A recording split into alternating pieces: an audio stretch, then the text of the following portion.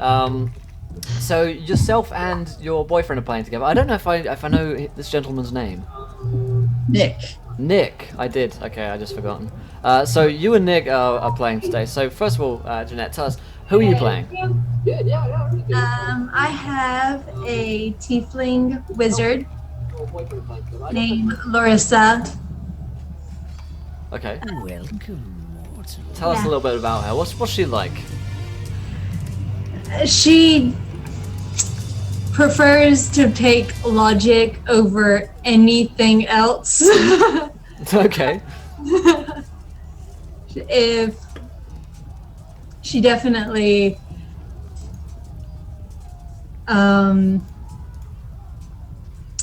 She's if a you're all thinker. about doing things on instinct, she is not gonna like you very much. She definitely is gonna want to take the logical route in most things. Okay, cool. And Nick, how are you, my friend? Very good. I just got back from work. Good. Oh, glad to hear it. So who you be playing today? I'll be playing Roscoe Toscobble. He's a level 6 champion fighter, halfling. He mainly his weapon of choice is a bow, and he is known for when his town was attacked by a bunch of goblins, that he held them off in a tower until help arrived. So he was kind of a local hero. Awesome. And finally, we have a Savage. How's it going, Savage? You've got you muted there. Yeah, there you go. How's it going, my man? Savage? Are you there? Can you hear me? I feel like he's watching the stream, maybe, and so there's a big delay? I'm not sure. Okay, can someone message him in the chat and see if we can get something working there? Thanks. So Savage is playing today. I'm not sure who he's playing. We'll meet him in a second. Also, thanks to Spider Zeta for following. Welcome to the adventure. You're a gentleman and a scholar. There you go. Do you hear me? Do you hear me? Yeah. Do you hear me? There's definitely a delay. So yeah. If you're, I feel like he's listening to the stream. And that's why there's a delay, because there's the delay. Turn it off. Okay, no, I can't. I'm hearing you through the Twitch stream, but the Zoom, it's not. I don't have audio from you guys. Oh, I don't know. Try and bring it up in your volumes mixer if that's wrong. I'm not entirely sure. So there we go. Okay, yes? It's fixed. Sorry about that. There we go. That's okay, I can hear you. We've got 2 rims now. Oh no. Can the world cope? So, cool. So, Savage, how are you, my friend? I'm doing good. How are you? Good. I'm doing good. Who are you playing today? I am playing Eric Goodbarrel, a paladin bard. No, not a paladin bard, a halfling bard. That doesn't make sense. Nice. A halfling bard. Tell us a little bit about him. Well, he is very cocky. He likes to pick fights, but the thing is he doesn't like to fight. He likes to have his friends fight for him. He has a whip, and he tends to get into fights that he can't handle himself and kind of counts on his friends. Whether or not he has friends is kind of up in the air. Subjective, okay. So, remind me of his name again? Eric, A-R-R-I-C. Oh, A-R-R-I-C. Perfect. Eric, cool. And thank you to the Ed1979 for following. Welcome to the adventure, my friend. You're a gentleman and a scholar. What's up, Milk? How's it going, girl? So, we've got Winky, we've got Arik, we've got, of course, Gavin. Let's put you in there. And then, remind me of your name, Jeanette? Larissa. Larissa. I'm going to butcher it, because, there we go. And Nick, remind me of yours? Roscoe. Roscoe. Okay, cool. All right, cool. So, We know a little bit about these characters. We've met Winky a few times. We've met Gavin before in his new form, I suppose. And the others is up to us to learn about. So today we're doing the Carnage at Cainfield, which is episode something or other. I'm not entirely sure. And this is a game in which. Currently we're in our 5th season of Viewer Games. I realized that I started doing these in October 2015, and now we're all the way here doing them, so we've been doing it for fucking ever. What's up, Dresden? So, yeah, the game is about a world, or an area of the world rather, which is somewhat torn apart by battle. Thanks Milk for the host. So, it's a place which was an ancient site of a battlefield between 2 warring nations, but for some reason there's been some spell cast over the land, and they are locked in eternal battle at Cainfield, in the fields of Cainfield. And thanks to Blackout for following, you're a gentleman and scholar.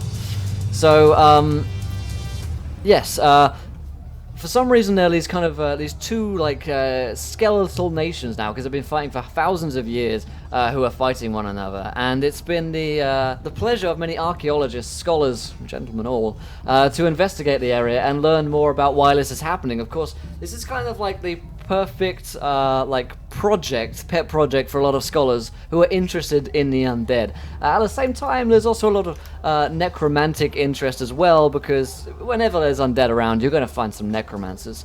So adventurers are often drawn to the area, and the reason for that obviously is because it's a dangerous area to live in, and scholars and archaeologists aren't really fighters, so they need to hire mercenary work to do that for them.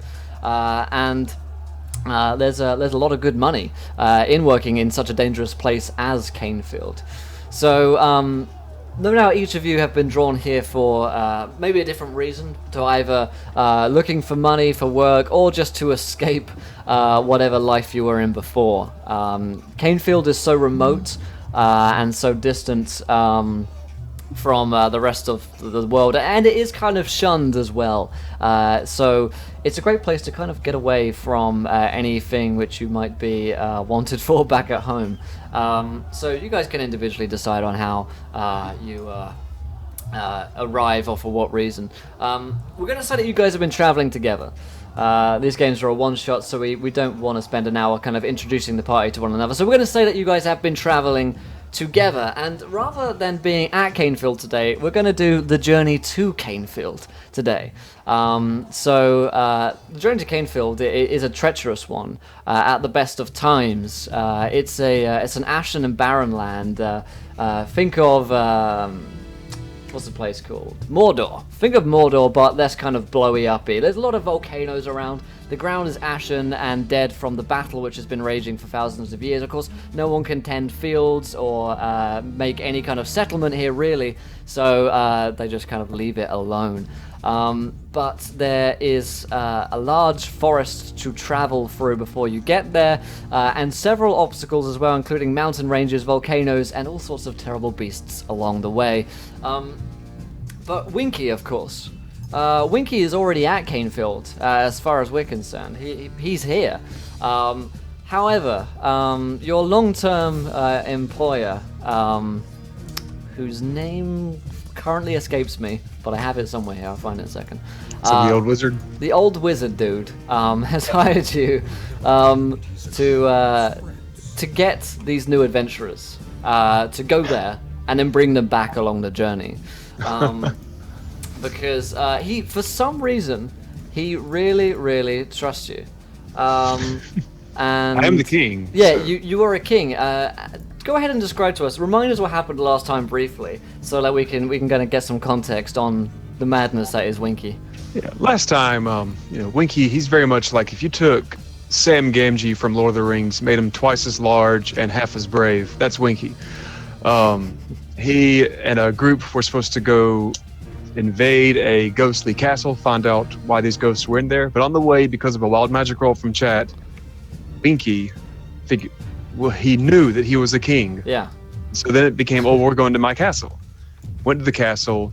he finds a note from like the real king that was there the note was from a noble woman who loved him. So Winky, of course, is now in love with this ghost lady who's in love with him as well. We fought off another ghost. Things happened. He now has a ghost like woman who, like, they're both in love with each other, although she thinks he's somebody else. He doesn't care.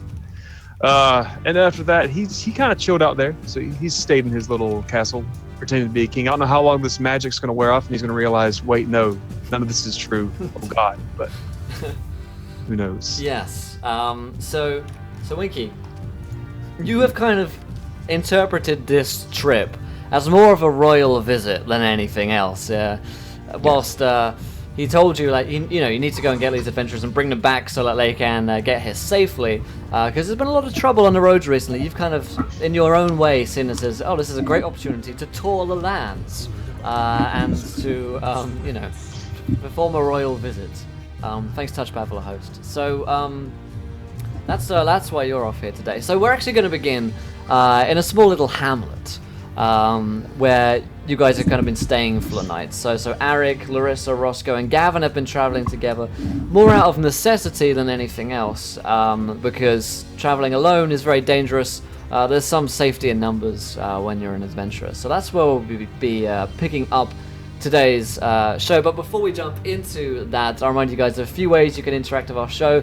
We're about to have a viewer decision, actually, because we had one previously, but we're going to have another one at 50 followers today, so we're just 6 followers away from that. So if you haven't followed, hit that follow button and join us in our adventure today. You get a bunch of free gold, and you can tune into all of our shows. We're here 5 nights a week, 10 shows a week, 150 hours at least every single month, so join into that if you haven't already. Also, we're giving away a copy of the Player's Handbook, if you're interested in that, along with just today 10 brand new copies, one of which is hardback and signed, of Ed Greenwood's new novels. He's very generous enough to give those away to you guys and to come on our show later on. He's the guy who wrote Forgotten Realms, so pretty big hype.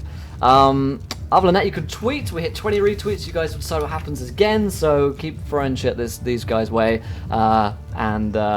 yeah, we'll see what happens. So, other than that, let's dive into things. So, we would traditionally begin an adventure in a tavern. Unfortunately, this hamlet has no tavern to speak of. It has a house in which a man lives who serves some alcohol. This guy is named Joe. He's a bit of a bit of a peasant local, I suppose. He could be described as. He's here with his little straw hat on, and he's got all his like farming equipment outside, and he's kind of been kind enough to let you into your home to drink and somewhere to stay for the night, because the journey to Cainfield is a long and arduous one, and you need rest before you go. Thanks to Blood Red Rage for following. Welcome to the adventure. You're a gentleman and a scholar. Says you came and watched us last night. You're awesome. I did. I probably did. I was trolling a lot of Twitch chats last night. Good to see you, my friend. Yes, this is where you are with Peasant Joe, kind of around a table with him, whilst he's describing to you like the various treacheries that you could come across upon Cainfield. Let's get some visual descriptions of you guys. Just you're sitting around a table before we kind of dive into things. So Arik, as the kind of camera pans up from the table, a mug of ale, up to Arik, what do we see? Well, he's a very short halfling. Well, I guess he's tall for a halfling. He's about 3 feet tall. He has a scar on his right cheek, and he has his trusty whip always kind of wrapped around his shoulder. Brown eyes, curly brown hair. Always just kind of looking around, especially if you're in a tavern-like area. This isn't really a tavern, but he's just kind of looking around. He always seems like he's up for mischief. Gotcha. Peasant Joe's keeping a keen eye on you whilst this is happening. Gavin, remind us what you look like. Gavin's a pretty big guy. He's 6'7", about 260. Has bright red hair. Was a blacksmith for many years with shoeing big draft horses and things. So he's a pretty built, big guy. Very friendly. Slinging around his beer. Hey, yeah, let's all have one. It's going to be a long trip. It might be our last. Nice. Larissa, the kind of camera pans over from Gavin to you. What do you look like? My skin is crimson red. I have black eyes and black hair, so she looks a little creepy. Just saying. Whenever it gets to my horns, they kind of go to a little bit of a darker red at like the pointy part. Cool, nice. And then next to her, we see Roscoe. What does Roscoe look like?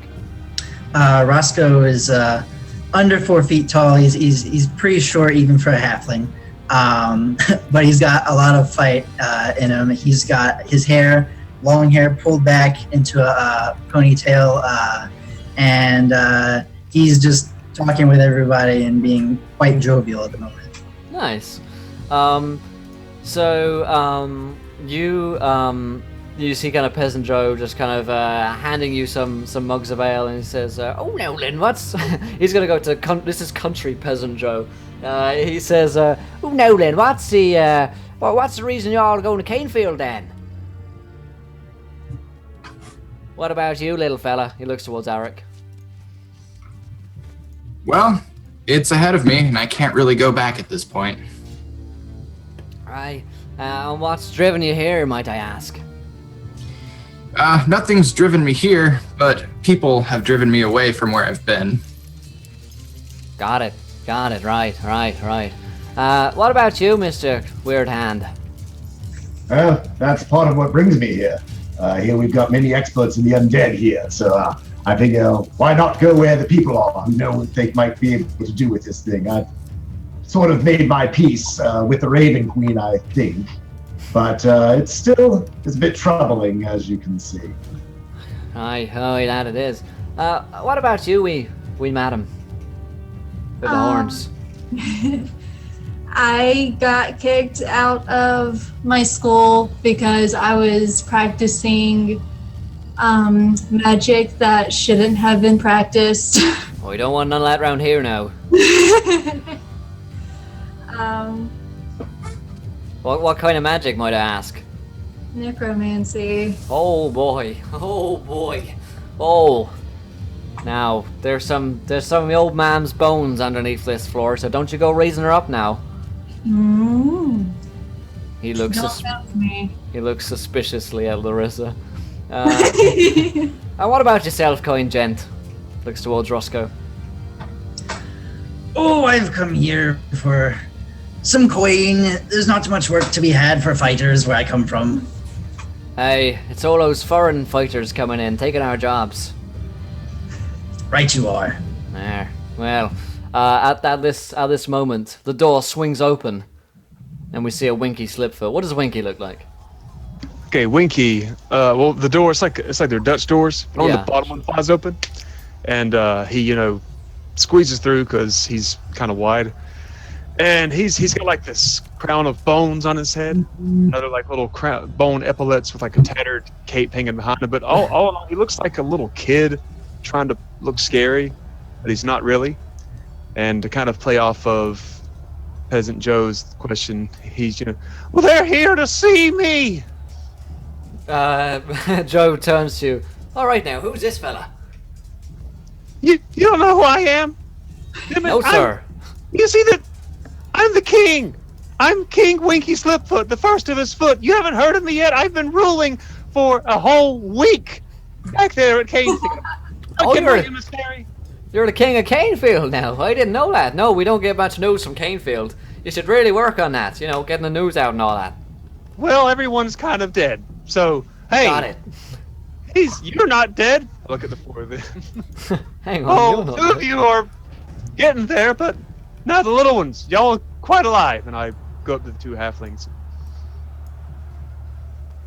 So you have a Winky before you. How do you react? He stands resplendent. Does Winky have any weaponry at his sides? No, he's got a sack full of food. Sack full of food. Okay, I will stand up and greet you merrily. I hold my hand out for you to kiss my ring. Oh, well, I don't have to hold about that. You're like eye level with me, probably. Yeah. I'm standing on a chair. Oh, okay. The ring's definitely like think of like something you'd get out of like a little coin machine that's like 25 cents. It's dirt cheap. You dug it up. He'll kind of look at your hand and then just like cup it both ways and kind of bow and be like, "It's a pleasure to meet you." Ah, yes, pleasure to have you here among my kingdom. What was your name? My name is Eric Goodbarrel. Eric Goodbarrel. That's good. That's a good last name, because good's in it, I guess. Yeah, and he bubbles off the other way. You! I point at the fighter. You look like you're full of life. Like you could suck it to a bad guy. What's your name? My name is Roscoe Toscobble. Sit down and have a drink with me. I'd gladly have a drink. What's there to drink? I haven't had a drink Well, in a we got while. some- The only spirits I get are, well, my wife's a ghost, so that's, yeah. We got ale, we got some moonshine, and we got wine. Just mix it all up. All right, the old devil's cocktail, and he puts Yes. pours it all in together, and Okay. slams it down for you. Winky. This is what killed me old man. It's like, oh, awesome. And so he takes one little sip and he's already drunk. Yeah. He's a lightweight, even though he's a heavyweight. So what are you doing here, Mr. King Slipfoot? Well, I see that these two, I point at the wizard lady and the Death Knight guy. I see that these two, well, you look like you're here on a family vacation with your little kids here. And anyways, I see y'all coming in here and, well, I figure that it's time to bring people into my kingdom, show them around, let them see that it's not all bad, and probably the best people to get introduced to some people who already know what it's like to be dead and the death boats, because we got some ghosts. We got some ghosts and skeletons and other things that aren't quite dead yet. Right. Well, that sounds grand. Are you gonna? Do you need to stay for the night? Yeah, I reckon I can rest my weary head. Where's the nobles' quarters? Do you have those here? He points to the flea-ridden cot. Ah, yes. Perfect. And Winky goes in there and slams the door and just starts setting stuff around. He kind of looks to Joe looks to the group and he's like, "Well, that was something else. Gavin, you're a noble type. Do you know this king here?" I can't say that I do, but I would say that if he knows the way, he knows the way. You know, anyone who can guide us through is always a welcome addition. I think keep the drinks coming, because he certainly had something stronger than we've all had. Quite. I'll let you talk to yourselves, and you've all got beds, so don't break anything. I wouldn't break, and I'll see you all in the morning. And he goes off to his own private quarters, leaving you guys alone. What does Arik get up to? Well, he's a little flustered, possibly because he's drunk, and he kind of addresses the group and he says, "Are we really going to trust a guy who can't tell the difference between a human child and an adult halfling? I'll have you know I'm 30 years young." And he just swigs his drink some more. Do we have Stunned much silence. choice? Good. And do we really care how much perception he has, as long as he can get us where we're going? Well, I'm not one to disagree with a large man with a weapon, so what he said. Okay, so I'm imagining the kind of night passes by fairly uneventfully, unless you guys want to get up to anything at night. In Peasant Joe's room, his house. All right, then. Good. So I tell you what we're going to do at this point. Seeing as you guys are going to bed and we're about to set off on a journey, it seems like the perfect point to bring in our viewer decision from earlier today. So what we're going to do is underneath this line, which I've put here in the chat, you guys are going to decide some things which could happen next to our adventurers. It could be that on their journey outwards they encounter a dragon and have to attempt to defeat it. It could really be anything that you can think of. You guys have always got some incredible ideas. So throw your ideas into the chat. The most popular decision, which we put into a straw poll, will happen. So go ahead and think of something funny that you would like. So whilst that's happening, the morning rises upon Peasant Joe's house. Winky, you awaken, not to your usual royal breakfast, but to a simple platter of breads and cheeses. And the rest of you kind of awaken up. You're in a very small house, so you kind of all wake up with one another. You eat some breakfast, and Joe says, well, I've got to get to the farm and to the field, so if you all need to head off, then that would be grand. Thank you for your hospitality, for your trouble, and flip him a gold. He grabs the coin. Thank you, sir. Thank you for your hospitality. I look forward to taxing you of that gold when the next taxing season comes around, and I step out. Okay. What about Larissa?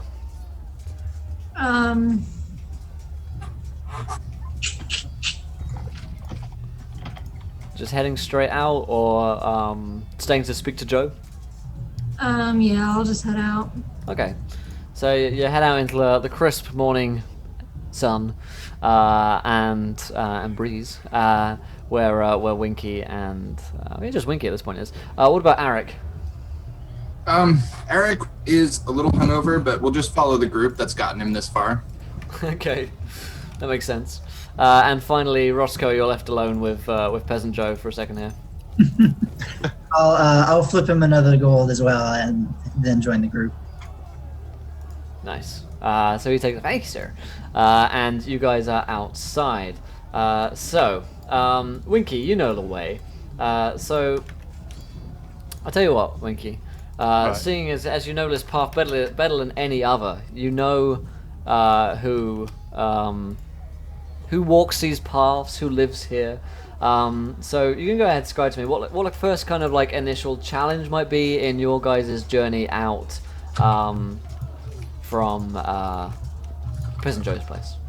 Okay.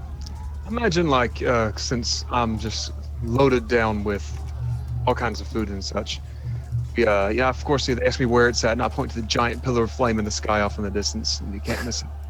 And as we're going on, I guess we're probably set upon by a bunch of 'cause everything's mostly desolate. So if there's any kind of predatory animals, you're gonna want us, especially since I'm toting a whole bunch of food in my backpack. So, because I just give off a scent of come and get it. That makes He's short, he's fat, he's scared. Yeah, he's the perfect target. Mm-hmm.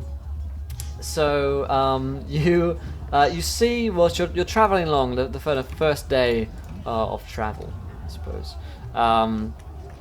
You see that there are some native Displacer Beasts who live in the area, who are kind of pouncing around in the distance. At this point, Winky has seen this before. He's gone around it in the past, and they're maybe 500 feet away. You can see him, but they're not so close. However, they do present a challenge in so much that they are very quick to move around and kind of displace themselves. Of course, these dogs, they're kind of like cats, dogs, creatures. I'm supposed to imagine a panther with tentacles on its back as stingers, which can kind of suddenly disappear and then reappear in another place.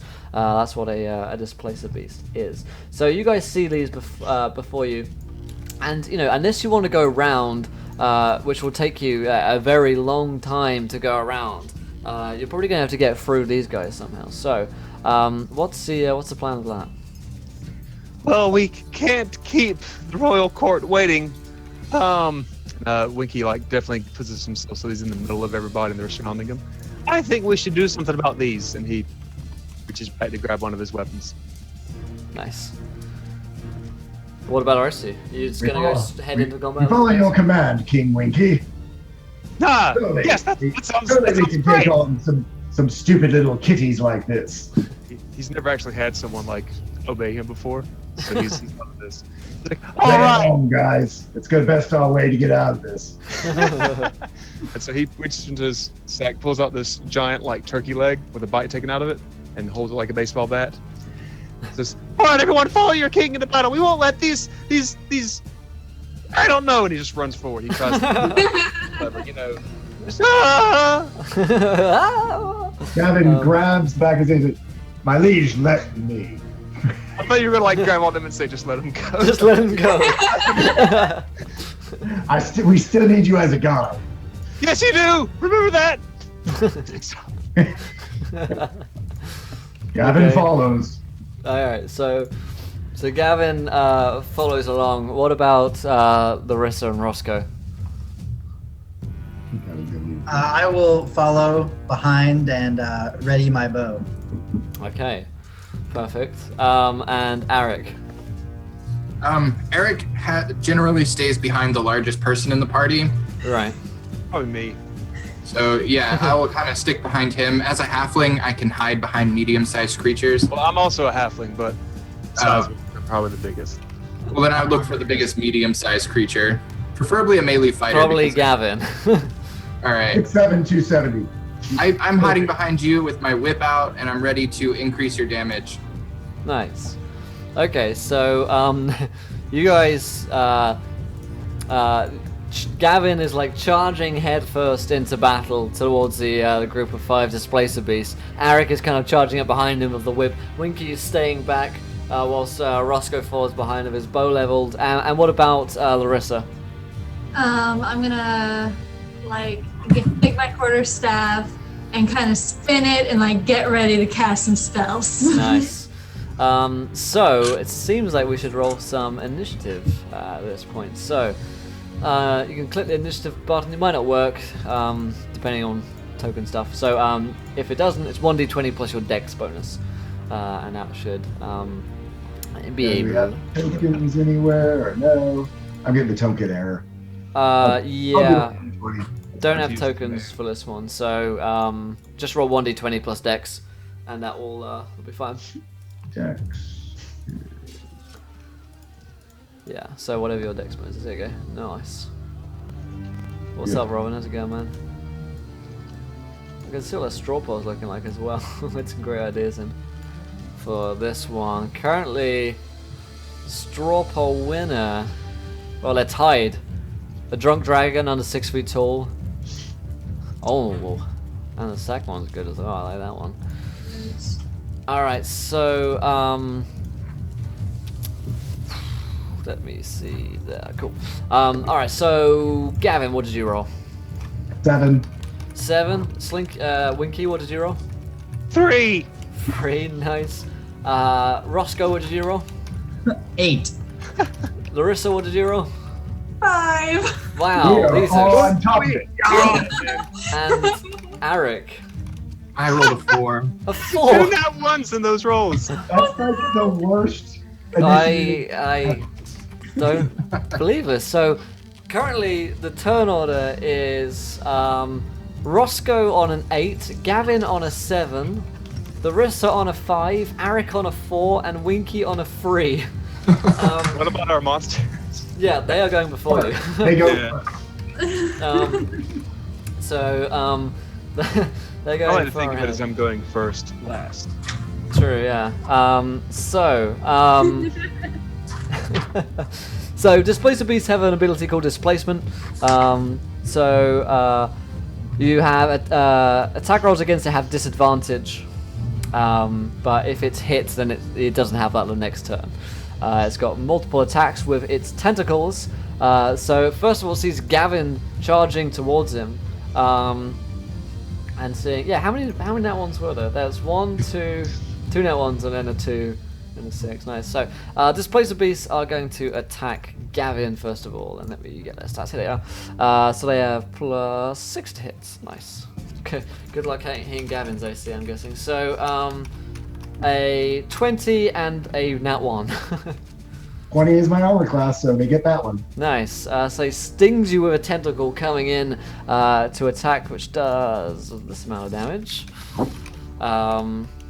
D6 rather.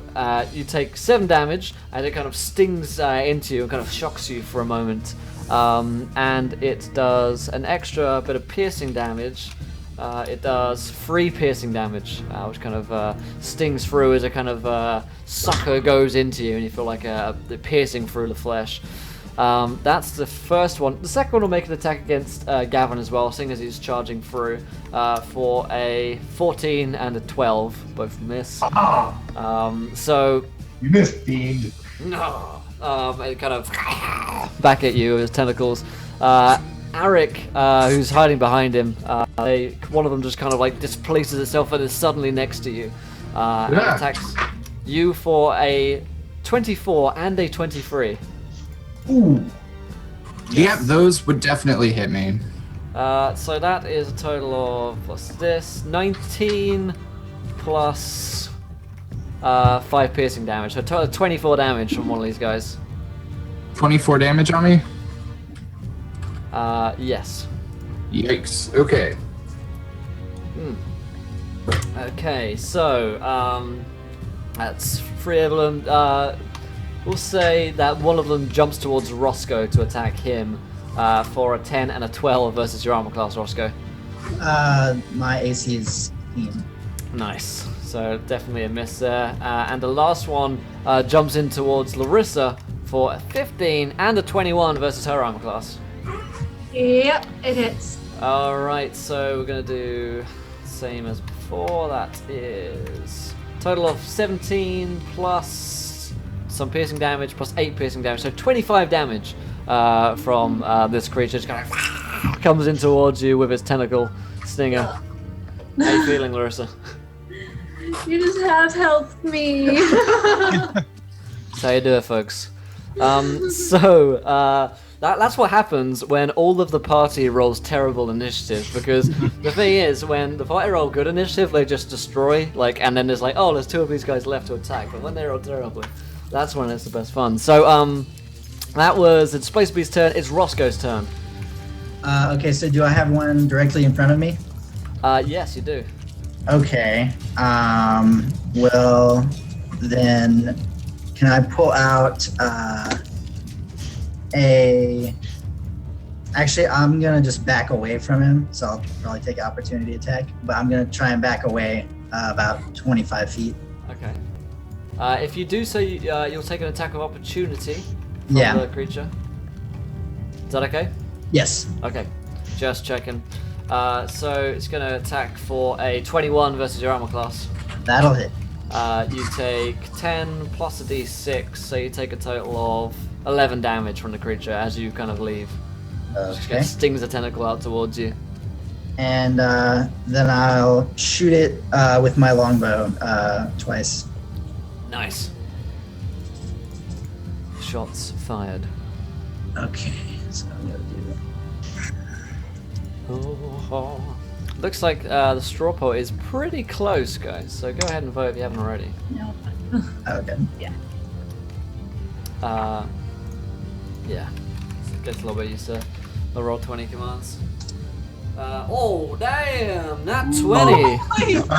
Nice. That's more like it, guys. You're redeeming yourselves. See, bad luck is karmic, you know. It's karmic. And thanks so much to Arion Naomi for following. Welcome to the adventure. You're a gentle lady and a scholar? Naomi's a female name, I think. So 12 damage against this creature. So you kind of... I rolled both attacks. First, I didn't roll the damage. Oh, got it, yeah. So a 12, let me check real quick for you, my friend. It's just a miss. Okay. So one. So, once. Indeed. Yeah.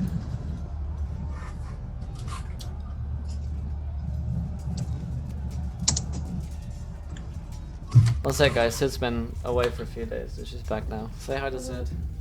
No. Hey. So what's the total damage on that one, my friend? 7. 7. We'll say that one's against the 1 against you. Okay, perfect. It's Gavin's turn.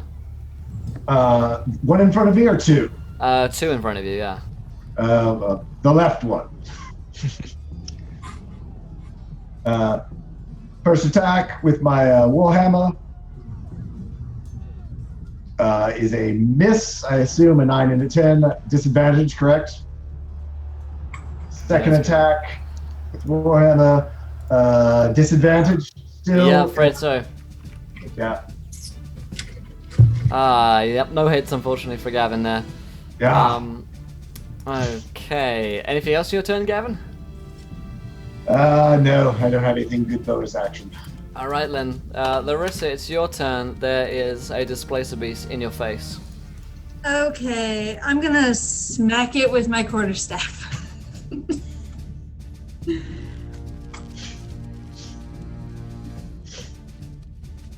Give me a roll for that one. I'll let you know if it hits. So if you hit it with the attack roll, it is at disadvantage because it displaces. And so roll 20. 13, cool. And then one more for disadvantage. 20 plus 4. There you go. Useful little tip, if you need to roll 20, what you can do is you can just do the up arrow in the thing and it will give you the same roll as you did before. So if you're looking to do it again, just do the up arrow and it'll do it. And that works for several as well. So an 11, unfortunately, is a miss. Rest in peace. Anything else? If I get away from it, it's gonna have an opportunity to attack. It is. So, no, I'll stay there. Oh god. All right. Half health already. Okay, so that is Aric's turn. Okay. So there's 2 attacking Gavin, and then there's 1 attacking me, or is the one Yes, that there's 2 attacking Gavin and 1 on you at this point. 1 on me? Okay. So I'll kind of look at those odds, and I'll pat Gavin on the back and say, "You got this." And I'll give him Bardic Inspiration as a bonus action, which is a D8 he can use to either attack or damage. Nice. Nice. And then I will cast Invisibility on myself. Nice. But the spice himself. Very brave, sir. Very brave. Are there any like rocks or trees nearby that Sure. I could scamper behind? Yeah, you can scamper behind a nearby rock. Preferably within 10 feet of Gavin. Sure. Yeah. Okay. Okay. That works. So that is Aric's turn. Winky.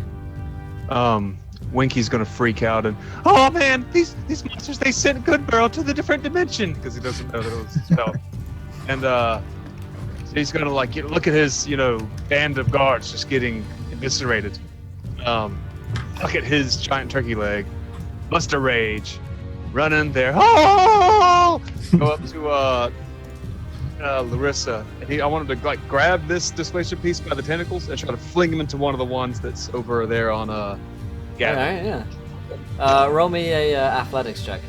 Right, disadvantage because Winky don't play no games. 19. Nice. You fling the Displacer Beast away, and you hear it kind of as it goes. And it doesn't look too happy. Does it hit one of the ones near Gavin? I was trying to aim Yeah. We'll say it slams into the one near Gavin, and distracts it for one turn. So it loses its displacement. Yeah, it loses displacement, so you have advantage. No, not disadvantage Just on normal. attack. Yeah, just normal. Yeah. That's Winky's turn. So that's top of round 2. So as these guys go again, yay! So one of the creatures that's fighting Gavin is a bit distracted because it's been flung and hit out by another one. So the other one is going to attack him, however, for a 18 and a 20. 20 hits. 20 hits. Okay, so you're going to take 5 plus 1 piercing damage. Only 6 damage in total from that one. The other one has lost Arik, and so it's going to attack Winky instead. Just kind of displaces and goes straight towards him for a 15 and a 21. Those will both hit Winky. Damn.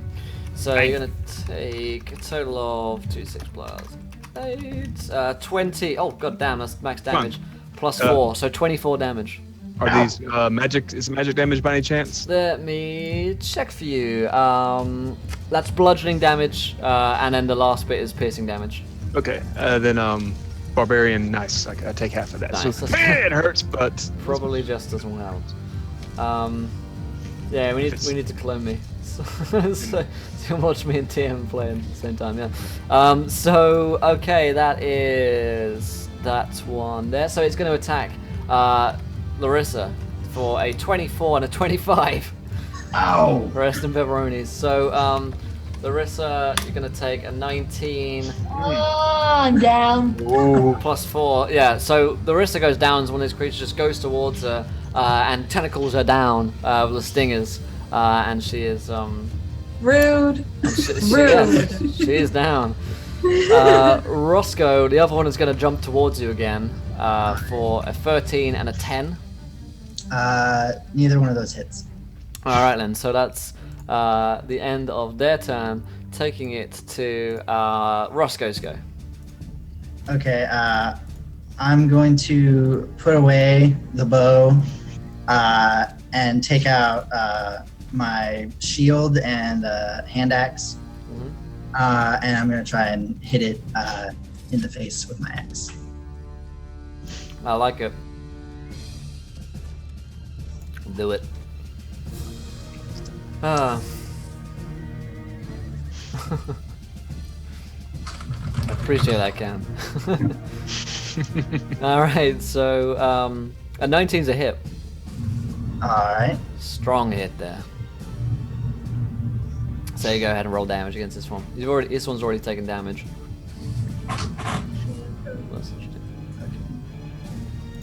So you can do the up arrow keys if you've already got it written in the previous roll. You can just kind of do that again.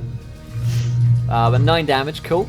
So it takes 9. Let's see. Already took 7. This one. Okay. So you shoot the first one which is on you, and you kill it as you kind of run it through with an arrow. Anything else your turn, Roscoe? Yeah, that'll be it. Nice. Cool. Gavin, your turn. So one of the ones that is not displaced, Yes. gonna hit it with my warhammer. Yes. Good idea. More than that. Ooh. Oh, that's more like it. That's a hit. And since we're having fun with this, I am definitely doing a divine smite on that. Good idea. How much extra does that do?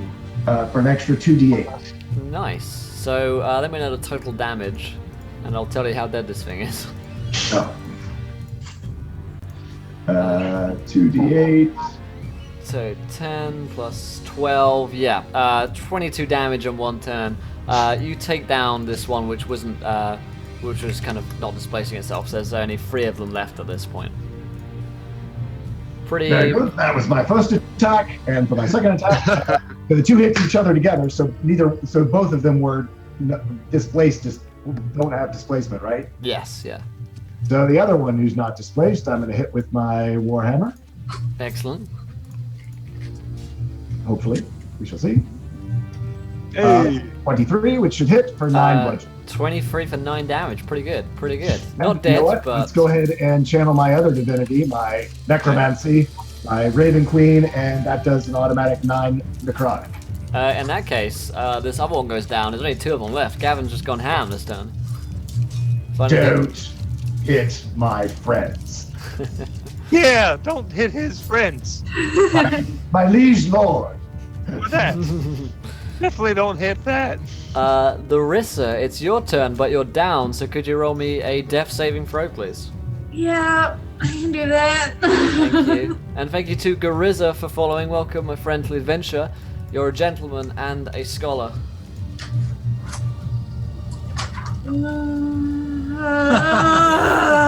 That's a fail.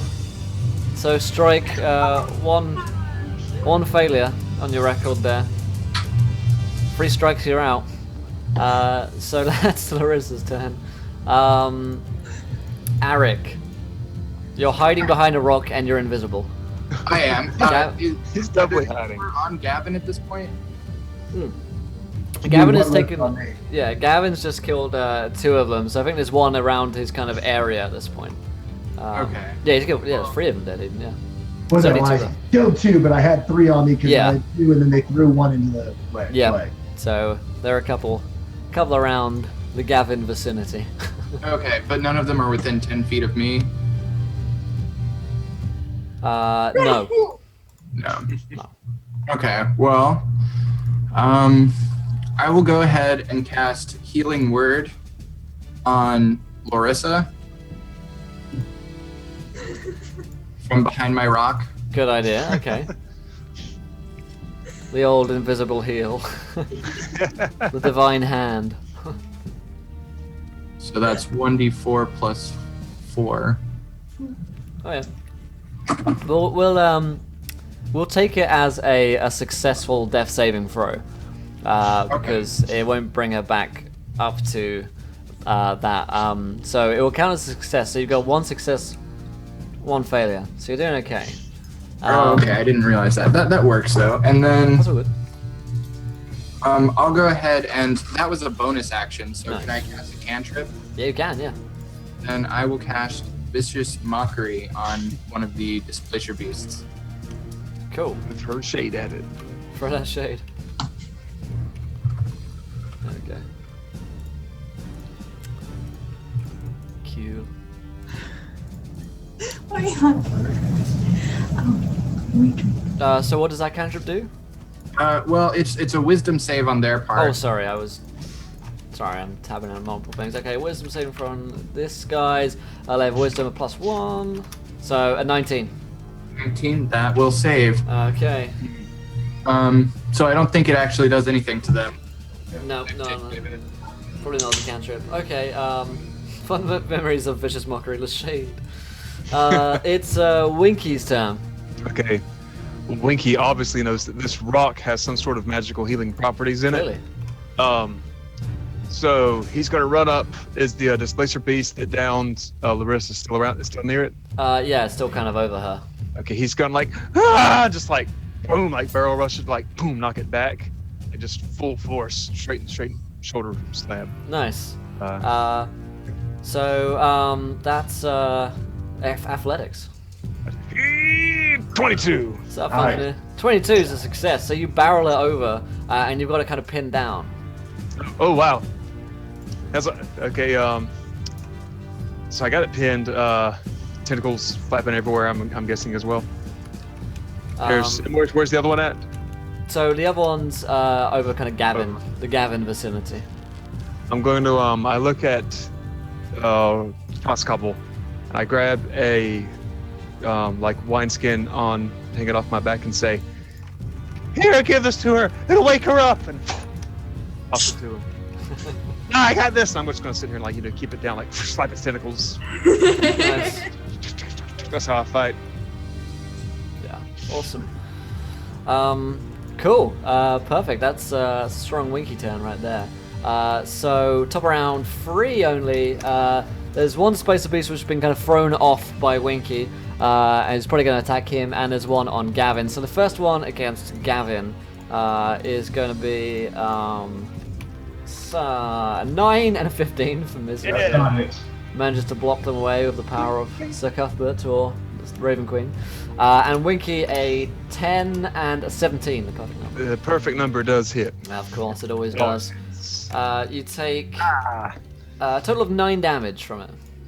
It doesn't hit much. Cool. That is their turn. It takes us to Roscoe's turn. I will go over to Larissa and feed her the contents of the wineskin. Sure. You It was the contents of the wineskin is the cocktail that. Of doesn't course, yeah. Of course, yeah. The perfect cocktail. So, you've got the red wine, the moonshine, and a hearty ale within this.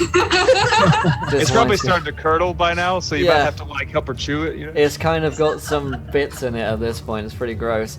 So you pour it down her mouth and roll me a medicine check, please. This ad hoc medicine which you're performing here. Oh god. It could go well or it could go very poorly. We'll see. I'm gonna freaking wake up freaking drunk. Thanks. If I even wake up. That's good. That's good. So she begins to choke on the concoction, which actually wakes her up. Larissa, you come back to the world of pain, spluttering and coughing, as these chunks of terrible fluid go down your mouth. I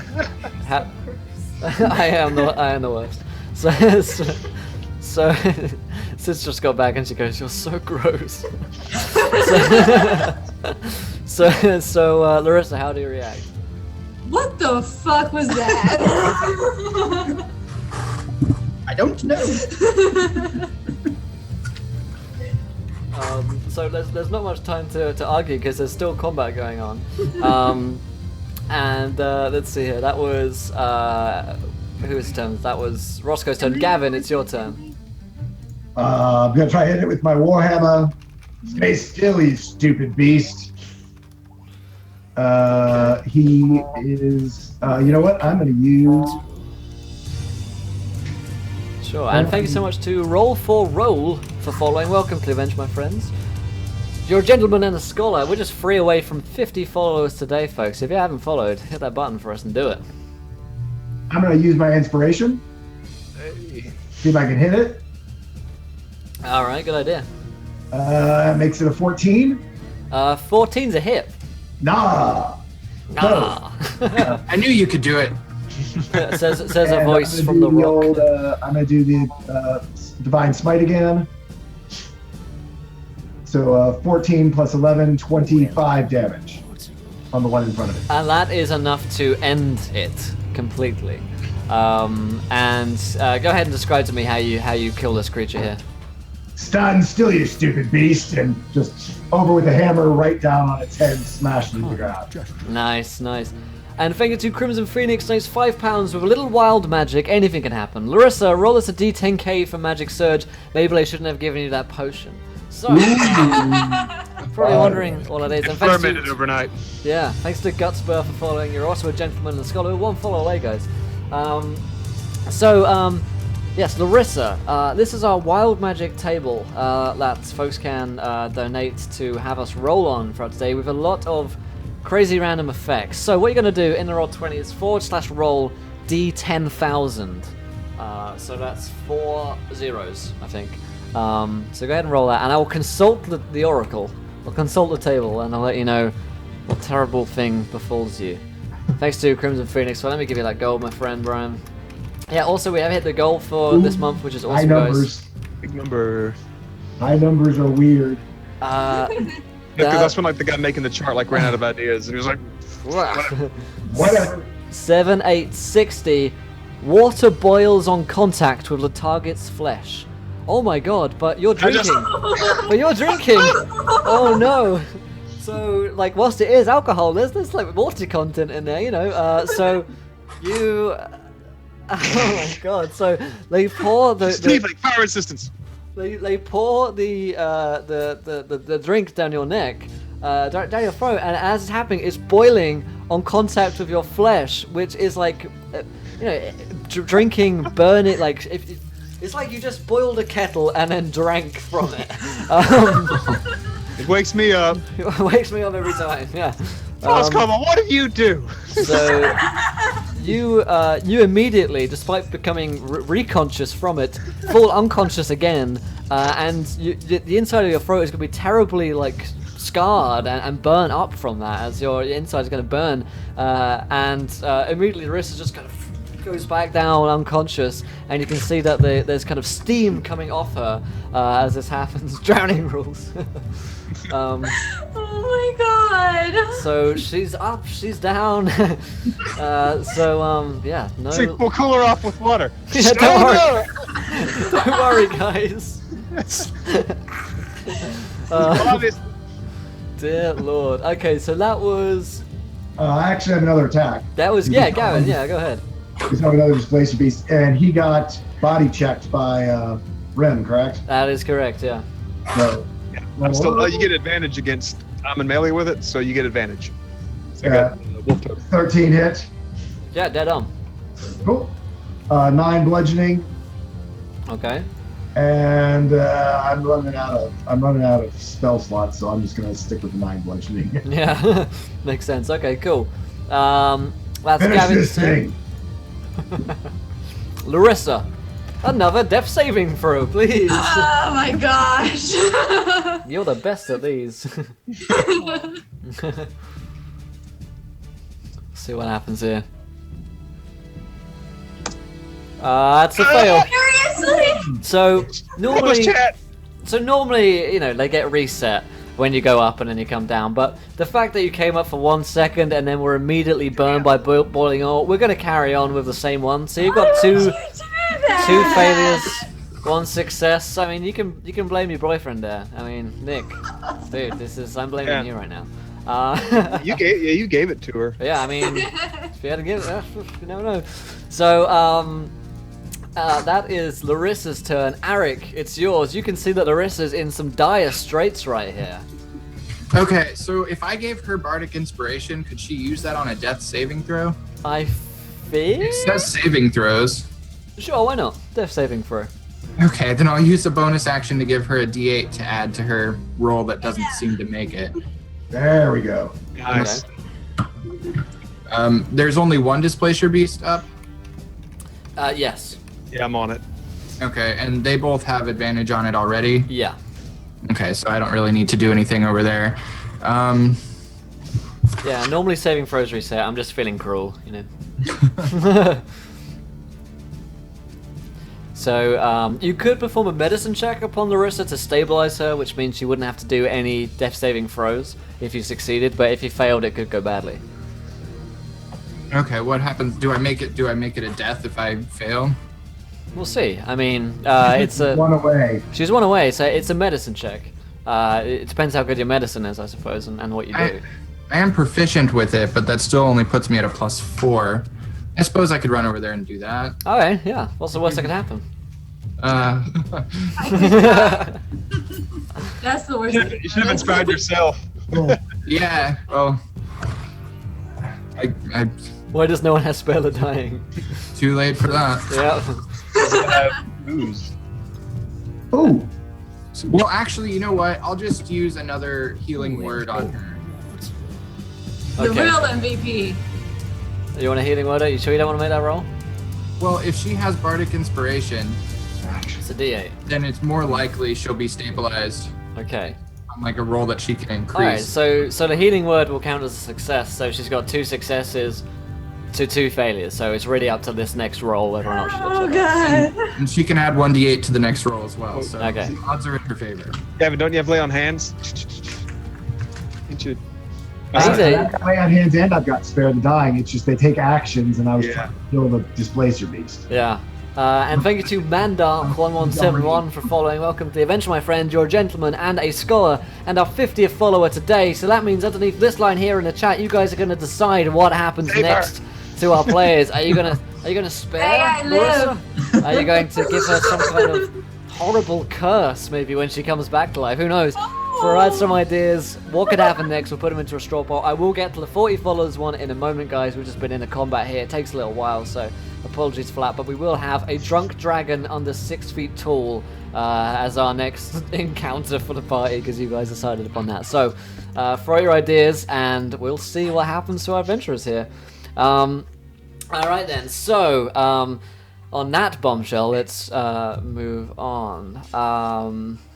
No, I don't. Nah, we're going with it, Cam. So that was Arik's turn. Winky. God. Winky, it's yours. I'm just gonna raise my giant turkey leg of doom Yes, above of this, course. this Glacier Beast's head, and just bring it down on it with the force of 1,000 slipfoots. All right, give me that roll. Hey, do I get advantage because he's on the ground? Yes, you do. 12. Yeah. 12 is just a miss, unfortunately. Ah! I'll swing at it again. Ah! 24. 24 is a hit. 11 bludgeoning damage. Okay. That is enough, just to end this creature. And you bring down the slipfoot of justice, and there is no more Displacer Beast around. You have defeated this terrifying group, but Larissa is still looking bad. So Eric is just cheering you on from behind the rock. I look over to Gavin. I'm like, you creepy-looking knight, save our creepy-looking woman. Knight. I'm before her in the initiative, correct? It's actually, yeah, you are, yeah. So yeah, Spare the dying with my necromantic hand. All right, then. Come back to us, Larissa. All right, I'm gonna do this poll quickly, guys, because there's a lot of stuff happening. So vote as quickly as you can. Sorry if I didn't get yours in, folks. You know what it's like. Sometimes we've got to rush these for the moment. All right, so you touch a living creature, 0 hit points. Creature becomes stable. So she's not about to die, however, she's still unconscious, and it looks like the burning fluid is doing her no favors. It's also Roscoe's turn before Larissa's roll. Larissa's turn. So Roscoe, what are you doing? There's no more Displacer Beasts, right? All dead. I'm just gonna like look at the empty wine skin and just be like, "What have I done?" And just stand there like that until somebody else can do something. Okay. Well, we can kind of go over initiative order here. We're going to wait to see what happens to Larissa with the straw poll. It looks like most of them are pertinent to her. So, what a group of you do after you've defeated them. You're pretty bloodied and wounded, a bunch of you guys. So, I don't know if you guys need to take a rest, even just to restore spell slots and the like. Yes. Okay. That sounds like a great idea. So, imagine how far away from Peasant Joe's did we get? Are we just 2 feet away? You're like a minute down the road. Just got knocked back on his door. Joe opens the door. We had an accident. He Can says, "Oh, what's the accident?" Displacer Beasts. All right, no, that's quite common around here. Yeah. Is it? Wait, I'm the king. Bargent. We are going to need to use this locale for the next hour or so. Here is, and I like some gold at him. Here is something to keep us occupied. And I just go into my room and close the door again. Gavin puts a Displacer Beast one over each shoulder. Do you have any need for Displacer Beast meat? He says, "Oh, hi, that'll make a nice brew." Oh. I imagine disappears every time you try to damn it, get in. Yeah. Stupid Displacer, damn it. So you plop it down on the table. You rush Larissa in. She's still unconscious. Set her down on the table, and you see as she returns to life. But you look down at Larissa, and something is different. You realize. You realize that instead of normal tiefling legs, she has tentacle legs. Oh, what? She has become one somehow through that potion and the attacks of the Displacer Beasts. And as a bonus action, Larissa, you can use your tentacle legs to attack for 1d6 damage. Nice. It was a great straw poll, guys. Good idea. Whoever had that one. She fly through the trees with that. Yeah, you can really go. Ooh, does she get displaced? Does she get the displacement effect too?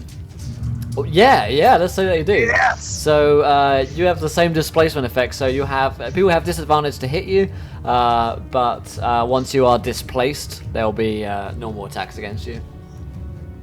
Nice. So Larissa, you awaken and you look down and you can't feel your legs, and then you realize that your legs are tentacles.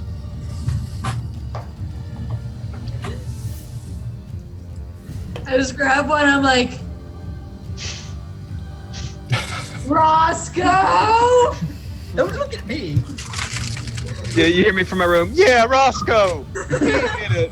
Yeah, Joe says, "Yeah, Roscoe. Yeah. You're a scoundrel."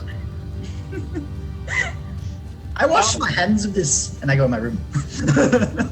Roscoe goes to his room. Larissa, you realize that you can't follow him until you try out your legs. Oh god. Okay. I'm gonna try to stand up. You're very wobbly, but you can stand. Gavin tries to go hold her up and misses because of the displacement effect. Yeah.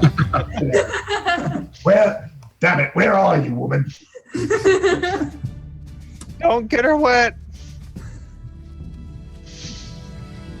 So Larissa, what's your reaction once you stand and you realize that this is your life now? I'm gonna fucking kill that halfling. How was this? How did this happen? Yeah, toss cobble or good barrel. I'm not here. I'm in my room. So Roscoe's hiding in his room at this point. Mad at you guys right now. I'm gonna try to go up to his room Oh no. with my dagger in hand. You displace into the room to find Roscoe whimpering. What's the meaning of your legs? I wonder. It wasn't me. It was the winky one. Winky! And I go over to Winky. She sees like me trying to get out of the window, but I'm too fat and like my butt's, still in the room, but my top half is outside the house. What? like in Winnie the Pooh when he gets stuck in Rabbit's little burrow. Right. That's the situation she finds me in. What? That's King Winky. What the fuck did you give to him to give to me? I drank it too. I'm fine. Look at me. I'm a picture of perfect health. And I like try to move, but I'm not getting out.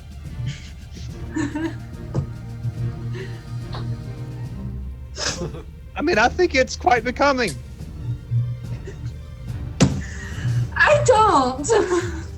Well, I mean, you can disappear at will. I mean, that's something I've always wished a woman could do. Fucking tentacles. So, you can just make the best out of it. I mean, we're all different in one way or another. Everyone's different. I'm just a halfling like everybody else, but you're very different. I mean, you already have horns. Gavin raises his hand. Yeah, it happens. The adventuring lads. See, you're not the only one. See, and I just became a king all of a sudden. Some things just happen to people. Okay, I didn't ask for lordship and power, and I stare at him deeply, and then before I walk away, I slap him in the face with one of my tentacles. well, my butt is the end that's facing inside the door. roll 1d6 for tentacle damage, and see how badly Winky is whipped. Ah! You only take 1 butt damage. Does it pop him through the doorway? Yeah, it actually pops you through. Yeah, you go over a little through the door as as Winky kind of slips through onto the other side. Gavin's downstairs getting a beer for Larissa. That's all I got through for the first little bit. It'll help. I take it and I chug it down. Chug. And Peasant Joe says, "Well, you're still." Wait. Oh no! You hand her a beer which has water in. I look through the window. Ooh! She drinks Mad it. at you! Larissa, your mouth is ablaze as you realize you spit out the water on reflex as it's molten hot in your mouth, and your mouth is like completely burnt. Oh my god, I can't drink anything ever again. Rip. None of the guys say anything. Yeah, all the guys. Silence. Not even Joe. And that day, Peasant Joe was silent.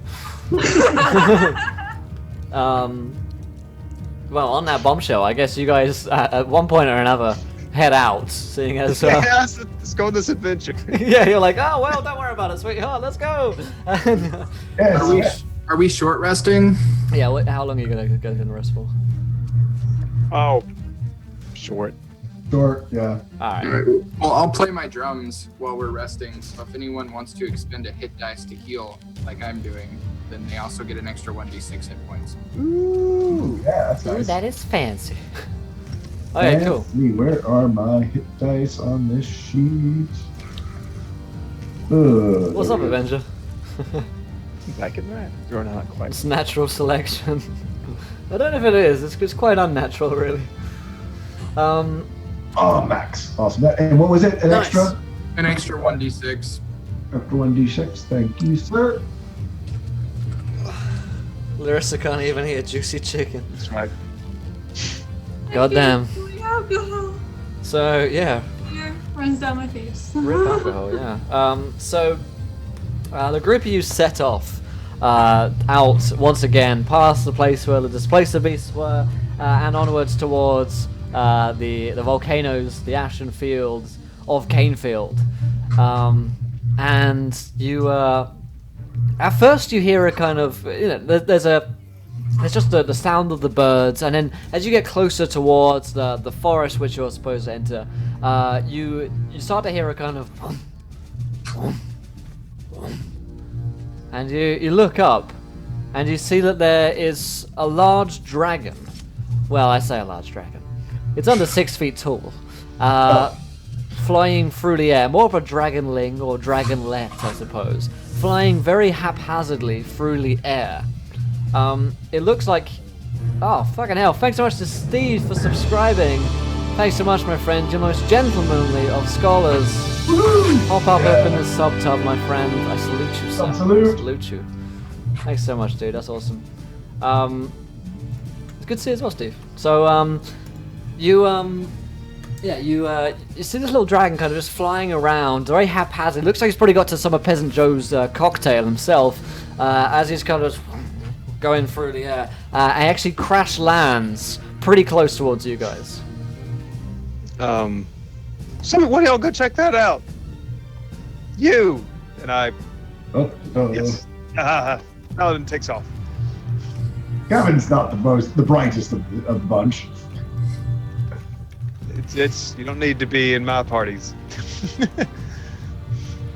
So Gavin goes to investigate this dragon, which looks up at you and says, "Hi."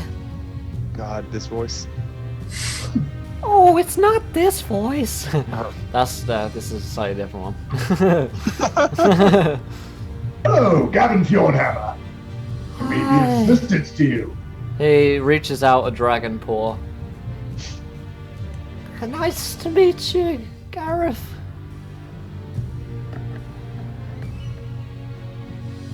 So, He looked like you can smell the alcohol on him.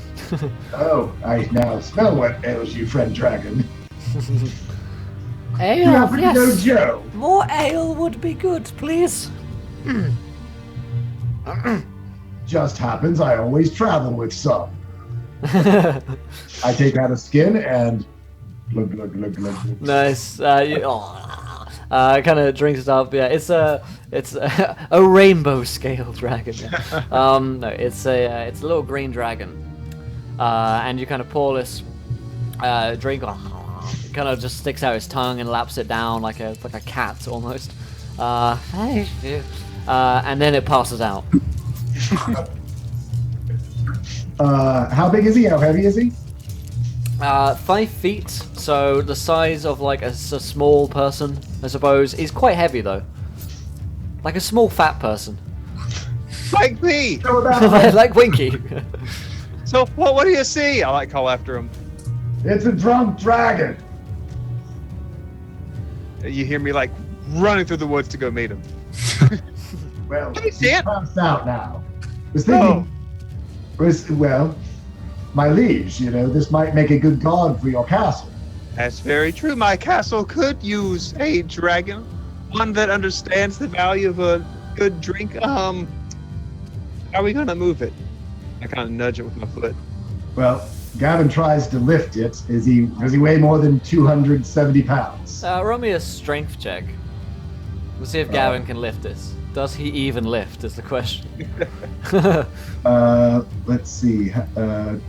It's not the save, right? Yeah, just roll me a save. Actually, that would still work. Yes, strength saving throw would do it. So on a 13, you try and lift him up with all of his strength, but this dragon's clearly put on a few pounds recently. The alcohol probably hasn't helped for that, and you can't quite lift him up. Winky took Bear Totem, which his maximum capacity carry is doubled. Ooh. So maybe Winky's gonna be like, "Oh, we're gonna do some dumbbells and dragons, if you know what I mean." It's just down to like like put the dragon up on his shoulder and That see how is- much progress he can make. That one deserves a bit of this. Okay, cool. So, you begin to lift him up, Winky, with your totem help. What are the Rissa, Roscoe, and Arik doing at this point?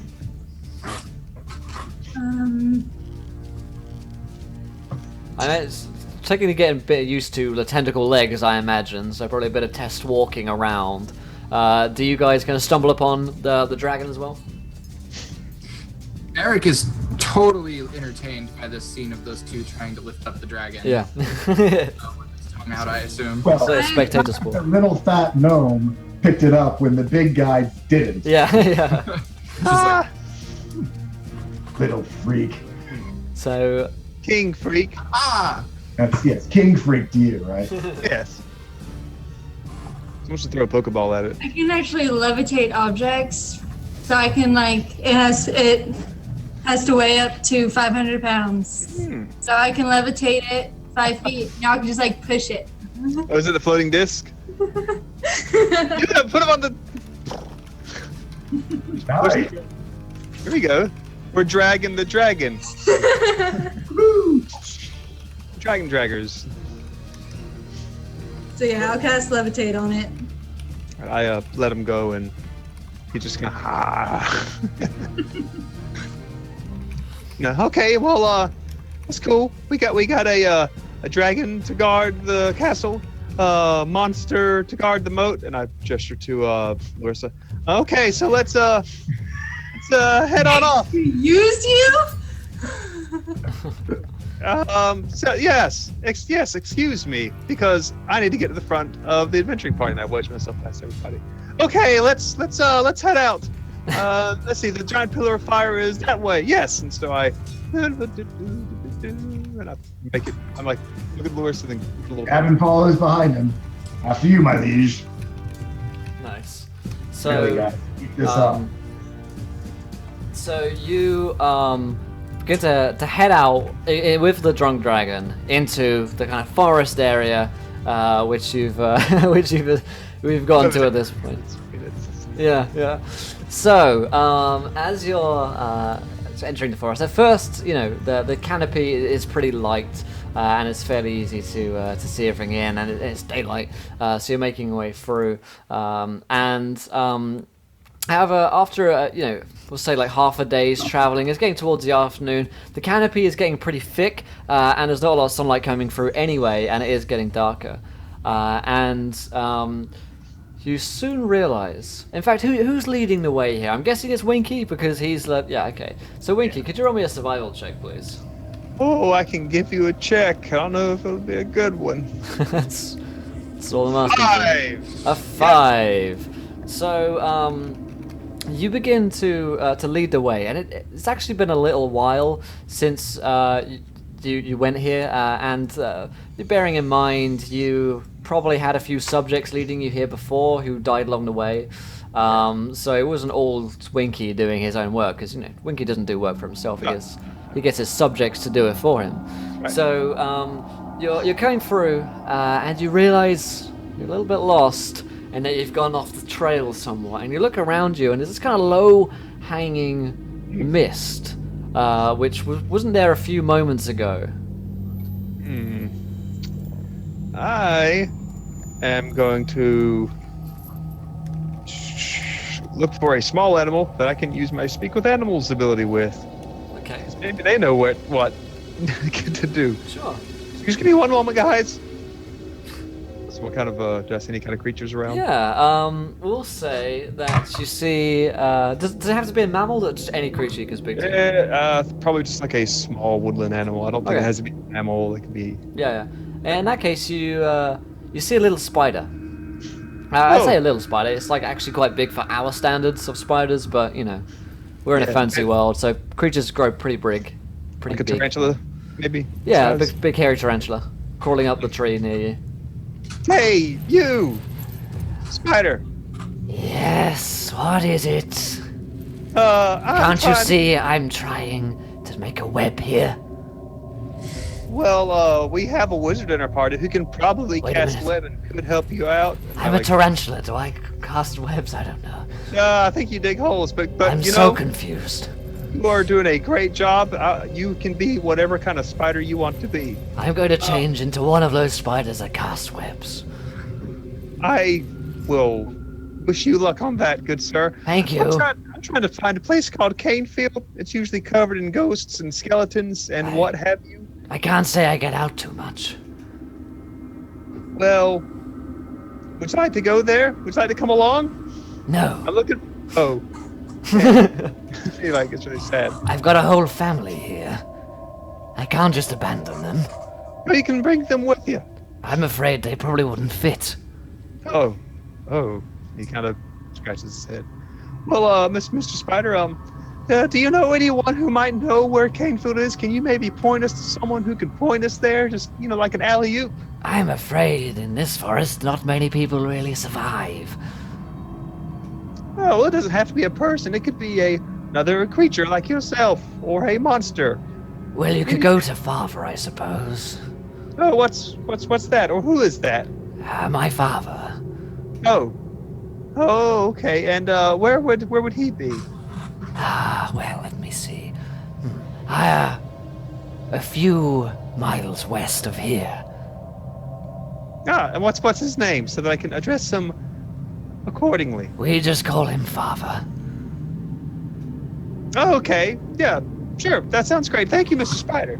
I kind of like Just follow the webs. Oh, okay. He can do webs. Okay, well, that's interesting. Now I walk away and okay, guys. We're gonna have to make a slight detour. I'm lost. There, I admitted it. That's like hell I'm out of front. But I've found out that someone can get us to where we're going. He's just a few miles west of here. All we have to do is follow the spider webs. It's that simple. Like those spider webs. And I point to the camera pans over and cue the dissonant chord. Scary face. All right, let's go. Those spider webs Yeah, these right here that I'm walking past. that keep getting bigger and bigger. Yeah, that's how you know you're getting close. Who exactly did you talk to? Oh, a little spider. Look, do you see anyone else out here? The dragon's drunk. I'm still drunk. He's drunk. I've been drinking all morning too, but I kind of think, wouldn't you think that taking the spider's advice to go to the biggest spiders might not be the best idea? Winky kind of just like looks at the ground and just kicks it because he's not the brightest person ever, and he's. Well, does anyone else have an idea? Do you have any magic stuff to get us where we need to go? The Displacer Beasts kind of threw me off. They displaced my sense of direction. What they do. This is a good day until that happened. Anyone? You? I point like at the other halflings. Got nothing? I thought you knew where we were going. I thought I knew where I was going to. I feel like I could easily get stuck in one of these webs, but as long as someone's in front of me, I'll watch what happens. It was like, well, we can't really just burn them away. That might make the spider mad. We got, because it's a giant spider. So we're looking for the giant spider. Yeah, we're trying to find the giant spider. Maybe we can bring him with us too. We can put him on the little disc with the dragon. It'll be fun. Maybe we could offer him the dragon. Yeah, Maybe. You think we should try to get the dragon awake? that could work. No. Does anyone know how to wake up a drunk dragon? Dragon's snoring right now. I would not recommend I that. can detect poison. I can't cure poison. He is in fact drunk. He is rather drunk, yes. I surmise. Maybe Joe's got some coffee. That's said by the Joes. All the way back to Joe's to wake up a I was gonna say, dragon. well, away. How far away are we from Joe's? I mean, you don't know you're lost. Oh, that's right. Damn. We're lost in the forest. Ah, shit. Damn you, Joe. I go up to the dragon. I start like hitting it in the face. Okay. Hey, I've got some water. We can splash some water on him. yeah, stay back. All right. So you splash some more on the dragon. What? Hey, oh, ow, my head. Hey, we need your help, friend. You're our friend now. Okay. Well, where am I? I'm trying to find the castle of King Winky Slipfoot out in the Cainfield area. We figured since you're a dragon and you're used to being up high in the sky, we're here to meet him. We heard he's such a wonderful king. He's the greatest, most handsomest king in the world. Can you help us get to his castle? He says, never heard of him. Sorry. Well, can you get us to Cainfield? That sort of area? Can you at least get us there? I don't think I'm safe to fly right now. I'm still pretty drunk. Well, maybe if someone like helped navigate you, and I look over at like the nimble little, like probably the smallest of us, which is probably the bard. What if someone steered? Nah. I just crashed and killed us both. Trust me, it's happened before. Well, can you climb? Hey? Can you like climb up one of these trees? Sure. He begins to climb. He falls off several times. Ends up on his back on the floor. My liege, Yes. can't you climb a tree? Well, he kind of like just sits there like he can't think of anything.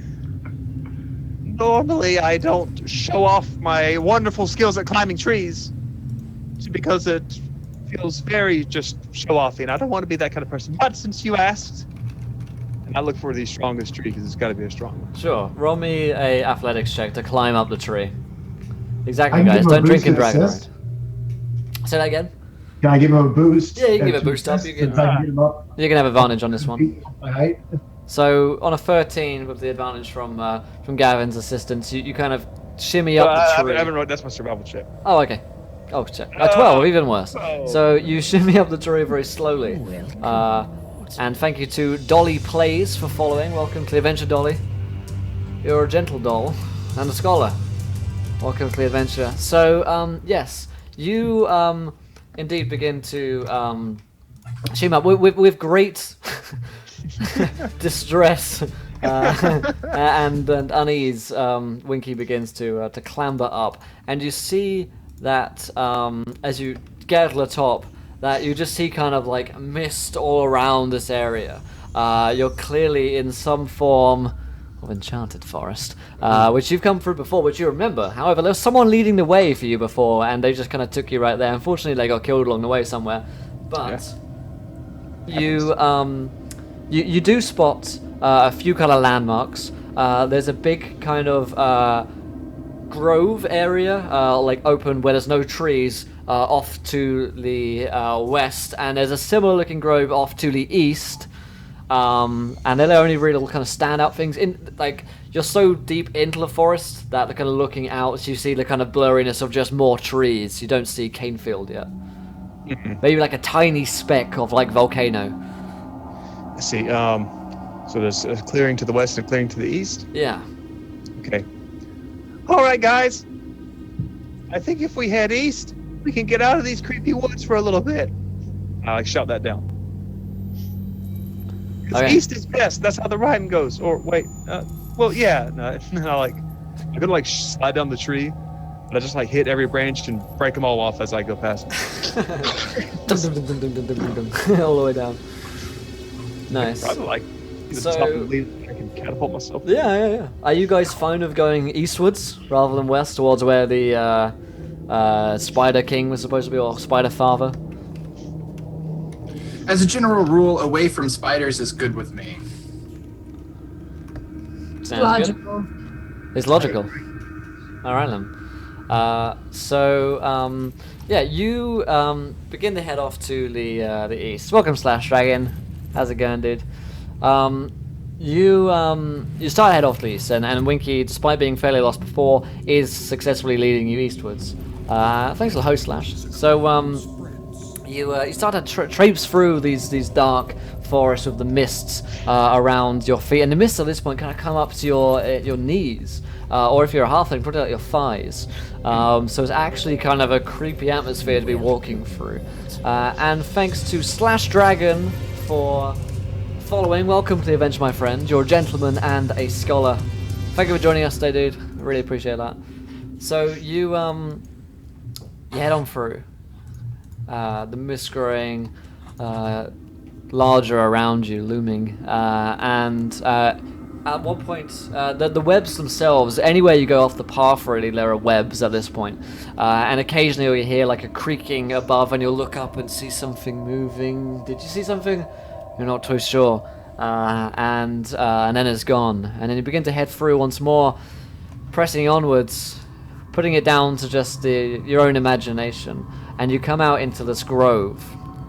The grove looks fairly empty other than the webbing, which is seemingly around everywhere. And there's a little kind of cave hole which leads down somewhere. It's pretty dark and black, and the mists around it. And you realize that it's late now, and you're out in the grove. There's no canopy, but there's still no light. And there's very little moonlight as well. Gavin casts light. Gavin, there is some light now. It illuminates the area, and it's Gavin. What does the light look like for Gavin, by the way?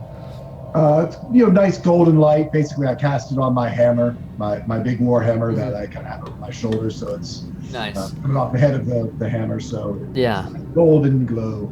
So it kind of illuminates the area around you, and you look kind of around this, and you're in this kind of sort of center area of this grove. You see these webs aren't the home of spiders. You look up into one of the trees, and you see some kind of cockroach-like creature with buzzing wings and the size of a horse, just like clawed onto a tree and kind of buzzes away onto another tree and displaces it. And as you look, you cast this light. These creatures are all around you, up in the trees. These giant cockroach creatures, just kind of like buzzing their wings. Some of them appear to just be like tree climbers and crawlers. And yeah, and thanks to Bravos for the host. So, how do you guys react to this? Just saying, as a player, Yeah. and being from Florida, that's like my worst nightmare. Yeah, right. Because you have cockroaches that seem to be the size of horses that magically appear above you while you're laying in bed. Yeah, right. Terrifying. While staying within 10 feet of Gavin, I'm going to use the grass to kind of stealth and try and just be the least noticed person in the party. Sure. You can roll me a stealth check. That didn't work. No. Yeah, you, I mean, you probably look fairly stealthy, just these creatures know that you're around.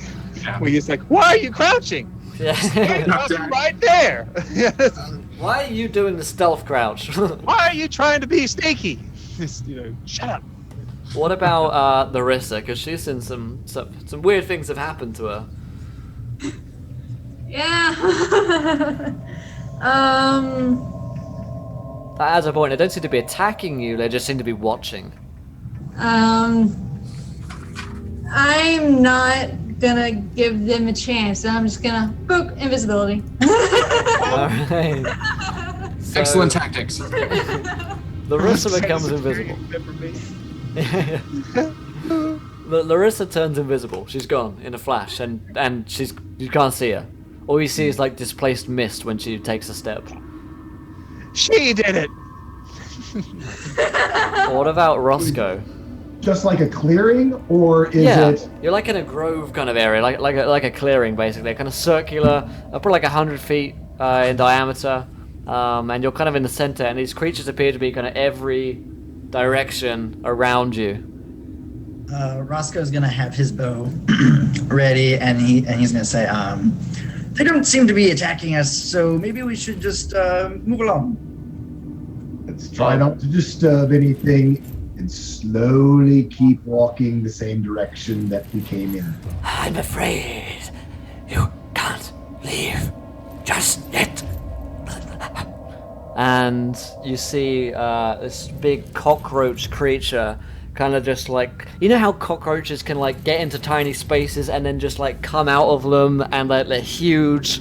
It just comes out of this. Why, yes, I do. Yeah. I'm in South Georgia, so I'm not far from Yeah. cockroaches. You see it just come out of the kind of dark hole in the ground and just come up. This creature, which has this kind of weird prehensile mouth, which is speaking. It's draws these long, wet, heavy breaths as it speaks. And it's got these kind of big wings on its back. You can tell this is like an alpha one. You know when you see a cockroach, it's like the biggest fucking one you've seen. This is the kind of the daddy of all of them. And he says, I'm glad you stumbled into my grove today. You see, we're quite hungry. Did you see there was like a little hole in the ground? yeah, where he kind of spawned up from. Oh, that's where he came from. I was about to Yeah. hide. I've still got that giant ass mirror. I'm gonna put it in front of me so that he's looking at a reflection of himself. I'm gonna go, boo, and spook him. He doesn't appear too affected by his own visage. In fact, he's kind of interested. Now, who are you? Smooth out the antennas. Yeah, smooths those antennas off. Yeah. My name is Winky Slipfoot, and boy, do I have the perfect gift for a handsome giant bug like you.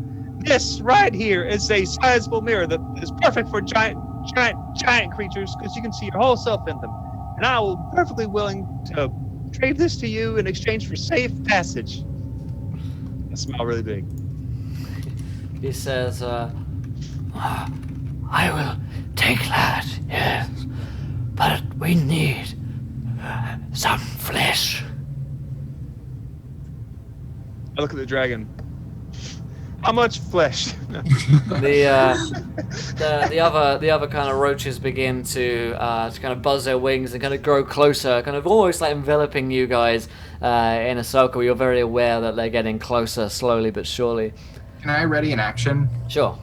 If the ones behind us, I'm assuming they're coming up behind us as well. If the ones behind us get within like 20 feet of me, I want to cast a hypnotic pattern at them in attempts to stop them in their tracks. Okay, cool.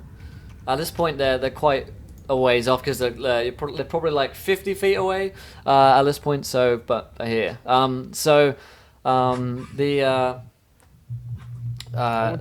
can I like nudge the dragon and, hey, can you like, are you good at killing bugs?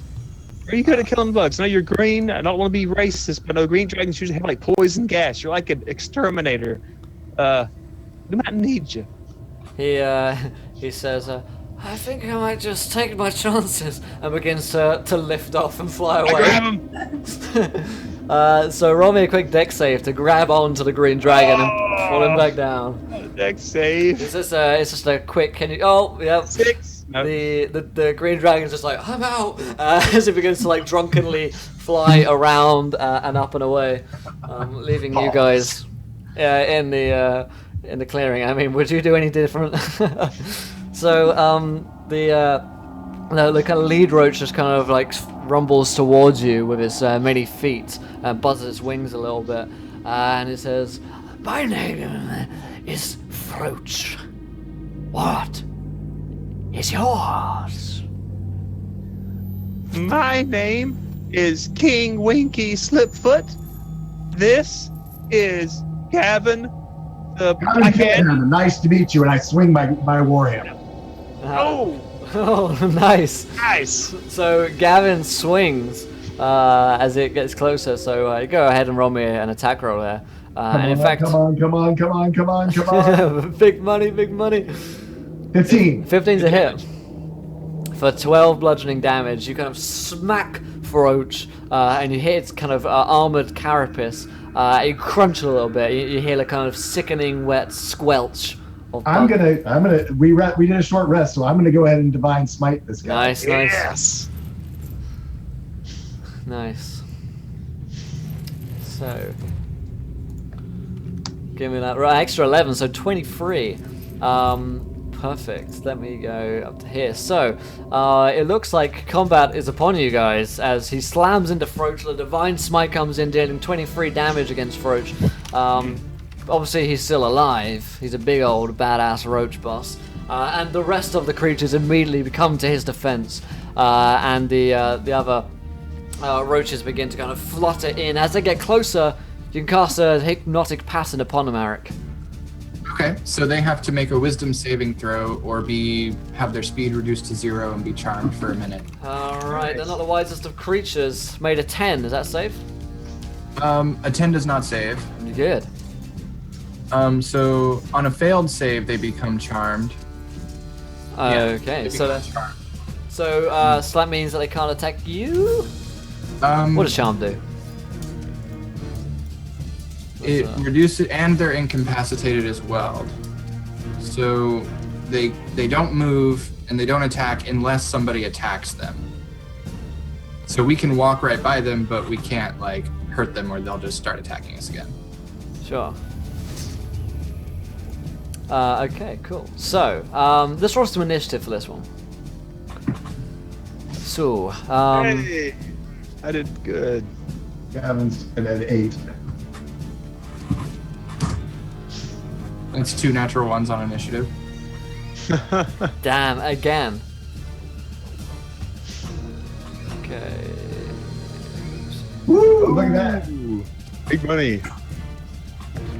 Alright. There's some better. So, alright, let's do this. Probably is a approach here. Alright, so, Roscoe, what did you roll? I rolled the 20.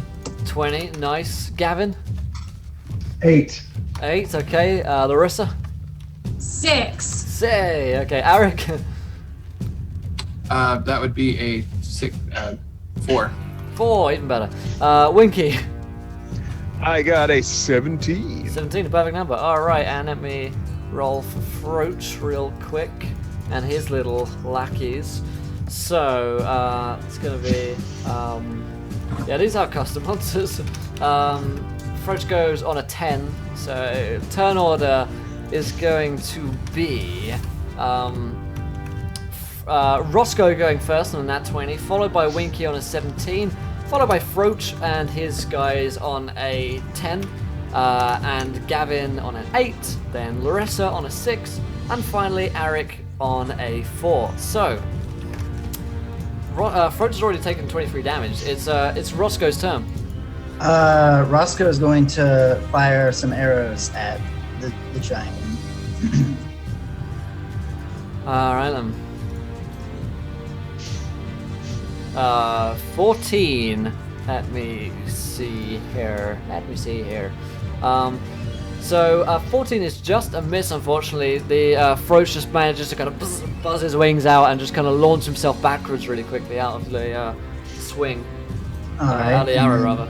26 to hit, though. Second attack is a Definitely. 26. Big hit right there. Go roll me damage for that one. Alright.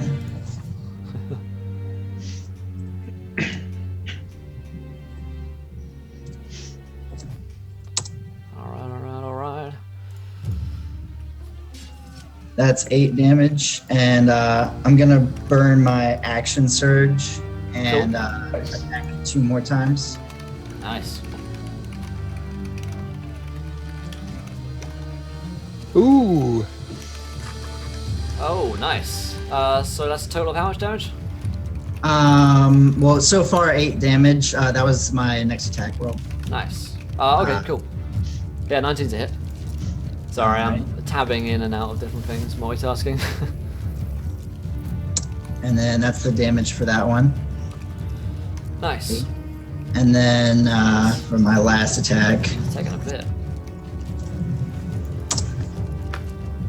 Cast Raid Can. Last attack is a 13, which is a miss. okay, that's the end of my turn. Okay, Winky, it's your turn.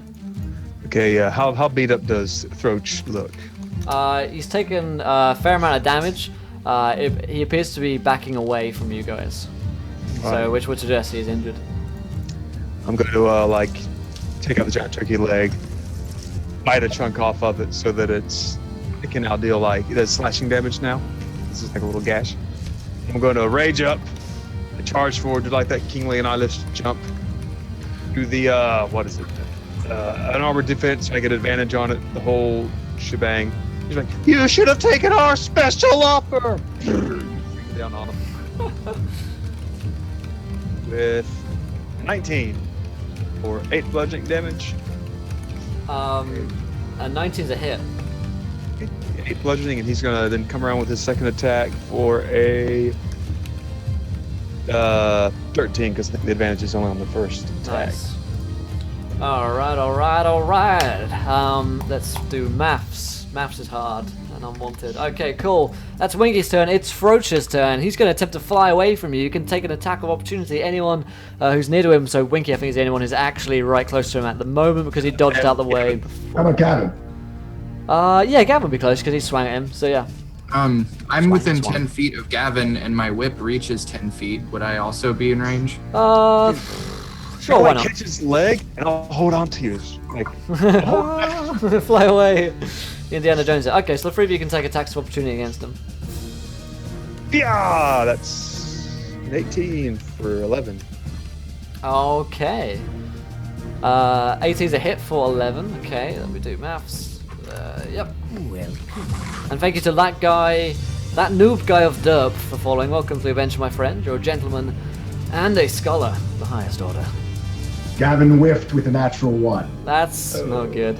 15's dead on from yourself, Savage, so go ahead and roll me damage on that one. We'll see what happens here. The ERP is either erotic roleplay or encounter roleplay. Whichever you prefer, honestly. 5 damage, okay, right, nice. So, second effect, clock of damage. But however, he does fly away, and he escapes into his dark little hole. He just kind of goes inside whilst the other roaches from all over begin to fly in towards you guys. See you best last dragon, thanks for dropping by, my friend, and thank you to Ferlen for following. Welcome to the adventure, my friend. You're a gentleman and a scholar, Ferlen, I'm not sure. You are assaulted by the giant cockroaches attacking as Roach escapes, and they make good his escape. Erotic for the win, that's why I followed him. So, yeah, new emote is ERP drink. There's another one coming soon. I'll let you guys know what that one is in a little bit. So, first off, we're going to have some attacks, but of course, Larissa is invisible at this point, so they can't see her. So, that means they won't attack her, but they will attack Winky for a 17. That is a hit. Nice. Winky, you're going to take some damage. Take 6 damage. Can you roll me a Constitution saving throw, please? I can, good sir. I have proficiency in that. That's a 21. 21. Nice. That's a save. So, you see this, like, this Ice Lord Apex. Welcome, Ice Lord Apex to the adventure. You're a gentleman and a scholar. No, you see this creature as it kind of barrels into you, this huge bug. Kind of flails at you with its limbs. Its little kind of buggy arms, which are kind of strong carapace, but a little kind of proboscis comes out from it and attempts to kind of jab itself into your side. It goes in, but you don't feel any effect. Could be bad. Arik, you're going to take a 15 versus your armor class. That is going to miss. Nice. Because I have a shield as well. Nice. They appear to be kind of... they don't like being near Gavin. Something about his light from his hammer is kind of keeping them away. They seem to like the darkness and the mist. And so they're going to attack... we're going to get some attacks against our friend Roscoe here. If it'll have a roll. An 18 versus your armor class, Roscoe. That'll hit. I think it might do. So, Roscoe, first of all, make me a Constitution saving throw, and also, secondly, take me 6 damage. Take me. Here we go. Alright. And the Frog, it's a good beer, Annie. It's a good beer, as we've seen throughout today's adventure. The Frog would like to use his monthly D10K on Rem. Excellent. We'll get to that in a moment on Rem's turn. Cool. That's where the poison was. Yes. So yeah, on a 12, unfortunately for you, you feel this kind of venom going into you from this like little proboscis which goes into your side from one of these creatures, and suddenly you feel connected to a million chattering voices in your head, and they're all just shouting out at once, screaming, "Protect! Protect! Protect!" And it seems like you've gained kind of access to this kind of hive mind that these roach creatures have, and they seem to be connected to Froach somehow. And for this turn, you're paralyzed as you're stunned by the proboscis, which kind of inserts its venom into you and connects you to this weird brain fuckery. But however, you do realize that the king of their nation, Froach himself, is key to breaking this link and to breaking their kind of morale, as it were. However, he has escaped into the dark hole. That is... whose turn was that? That was Froach's turn, and then. So Gavin, it's your turn. I don't know any of this because I haven't been probed. You haven't been probed yet? I have not been probed. I'm working on it, Gavin, don't worry. Yes.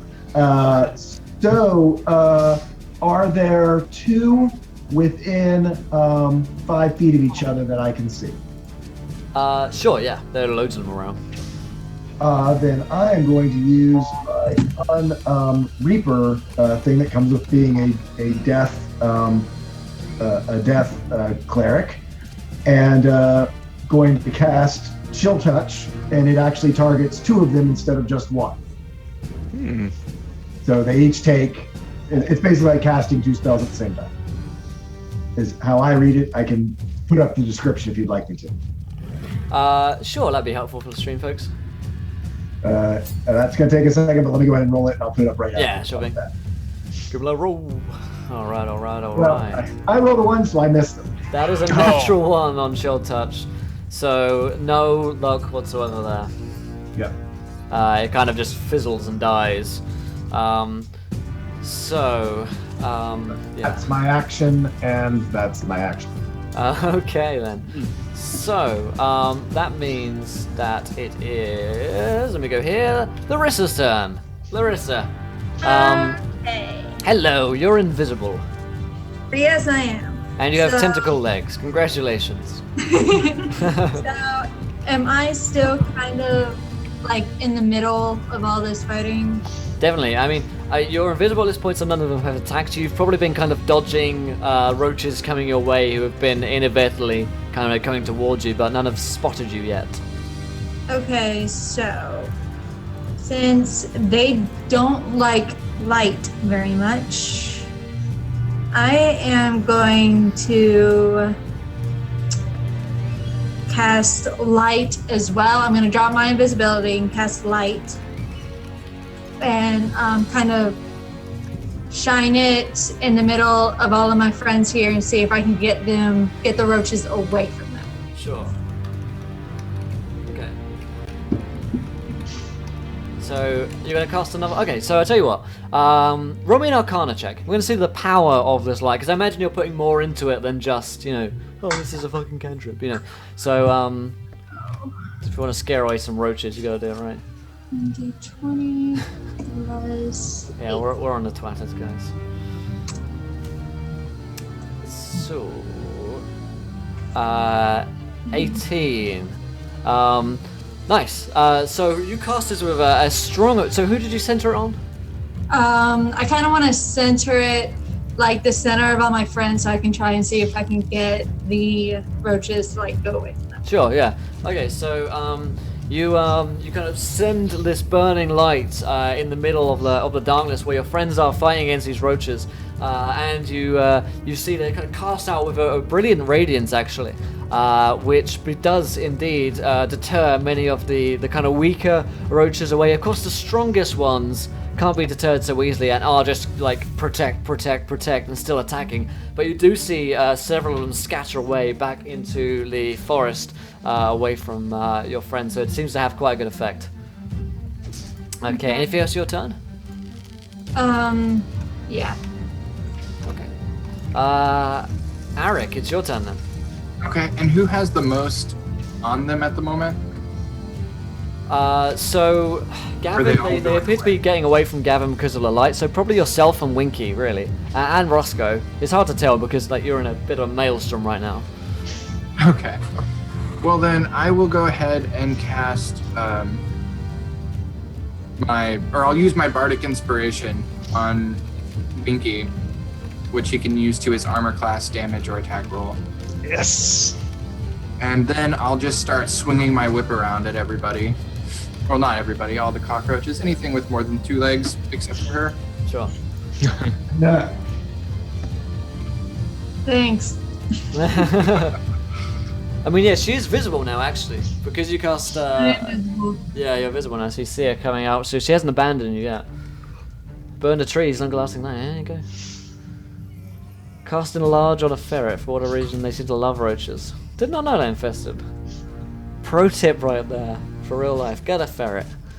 So I attacked twice, and the first one was a 20, and the second was a 7. First one's a 20, is a hit.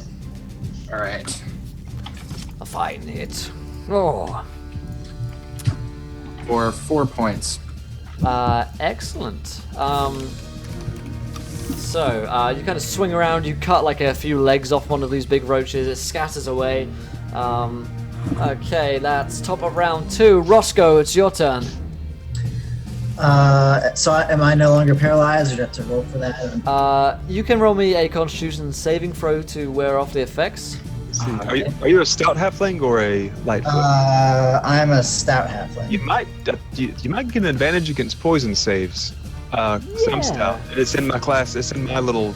I don't know if that's from my race or from my class. Oh, okay. Is it considered poison?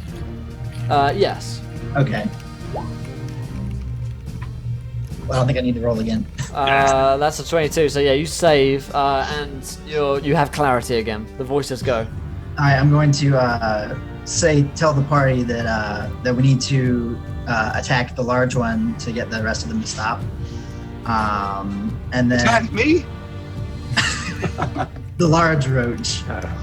And I'm going to hold my action to attack the big one once I have visual on him. Okay.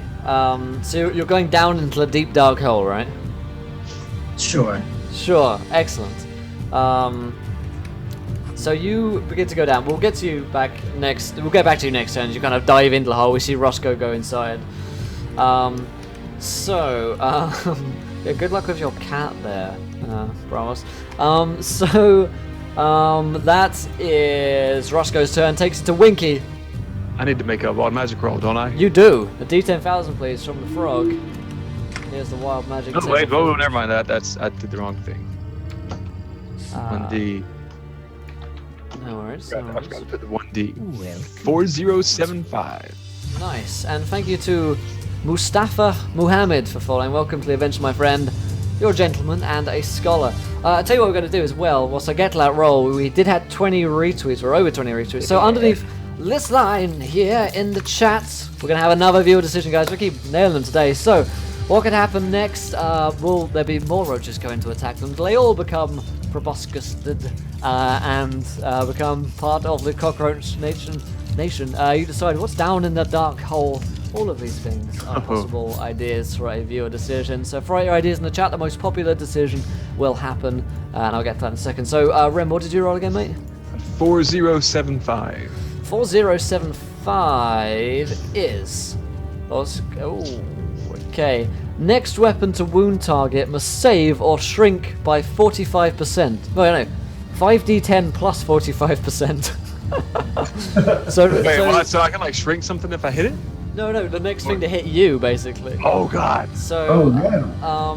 we're gonna say that the okay, it's your turn first of all. Wait, is it your turn? Yeah, it is. I'm gonna. I hear the warning from Toscobble, and so I'm gonna like go into that hole after him. Okay. Like squeeze down. Nice. So you start to head inside the hole. However, one of the creatures is gonna. We'll leave that. Okay. So that'd be more funny to turn roach into that. So Alright, so that's pretty good a straw while I was doing all this. That is Roach's turn. So, Roscoe, down in the dark depths of the hole here, you do come across a dark figure. It's Roach, and it launches out to attack you. And you kind of come into this little kind of cave hole, I suppose, is the best way to describe it. And we do that here. So you are going to take. It's also in a kind of like rage because he's wounded. You know, when animals get wounded and they become kind of very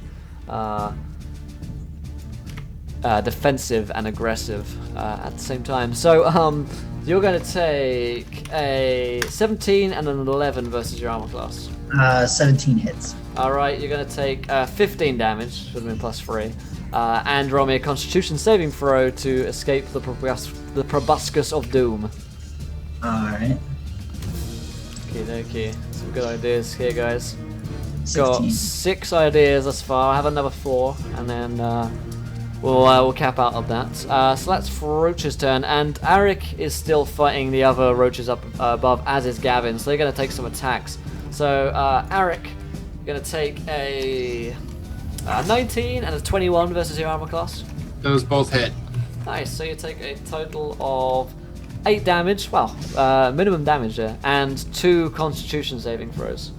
Okay, so 8 damage. Yes. And then 2 con saves to see if you become probed. Probed by the cock. Roach. Alright, 2 Constitution saves. Indeed. That's a +2 for me. Fair size ferrets. Okay. Ooh. That's a 4, so it's a fail, so you don't need to roll a second one. Okay. Yeah, you fail, and paralyzed unless you save next turn, and you hear all the voices of protect, protect, protect, going over and over and over in your head. Is there any kind of disadvantage to this? Or is it just really creepy? You're paralyzed next turn unless you save, which means you won't be able to move, which sucks. So that was Arik's turn. No, was Arik's turn? No, it was No, them. it was Zip, yep. Sorry. So Gavin, you're going to take some attacks. Gavin takes a 9. Oops, that's the wrong one. 9 and a 13 versus his armor class. Nope. Nope, don't think so. So moving on from that, it takes it to Gavin's turn. Well, the chill touch didn't work last time, so I'm just gonna swing with my warhammer. Nice. Just, I guess, whatever's closest to me. Sure. Couple of roaches. 23. 23 is a hit for 9 damage. You crunch a roach underneath the force of your warhammer. Second attack, 15. 15 is dead on. And 11. Alright, so an 11 damage there. You crunch another one under the force of your hammer as you go. Bugs, get out of here! You swing Get right, around. bugs. You're the D&D equivalent of a can of Raid. And I'm going to throw the straw poll into chat, guys, because we had about 8 or 9 ideas now. So go ahead and vote on that, and we'll see what happens next. Go ahead and vote fairly quickly so we can get this into the game as soon as physically possible. So, that is Gavin's turn. Takes it to Larissa's turn. Okay. I'm gonna cast Flaming Sphere. Ooh, enough to do it. And I wanna put it. Is there like a group that there's like a lot that's like huddled together? Yeah, I mean, they kind of band up in groups, you know, how bugs do that. Then I'm going to cast it in the center of one of those groups. Nice. I like it. I like And- it. I like it a lot. I gotta make a dexterity saving throw.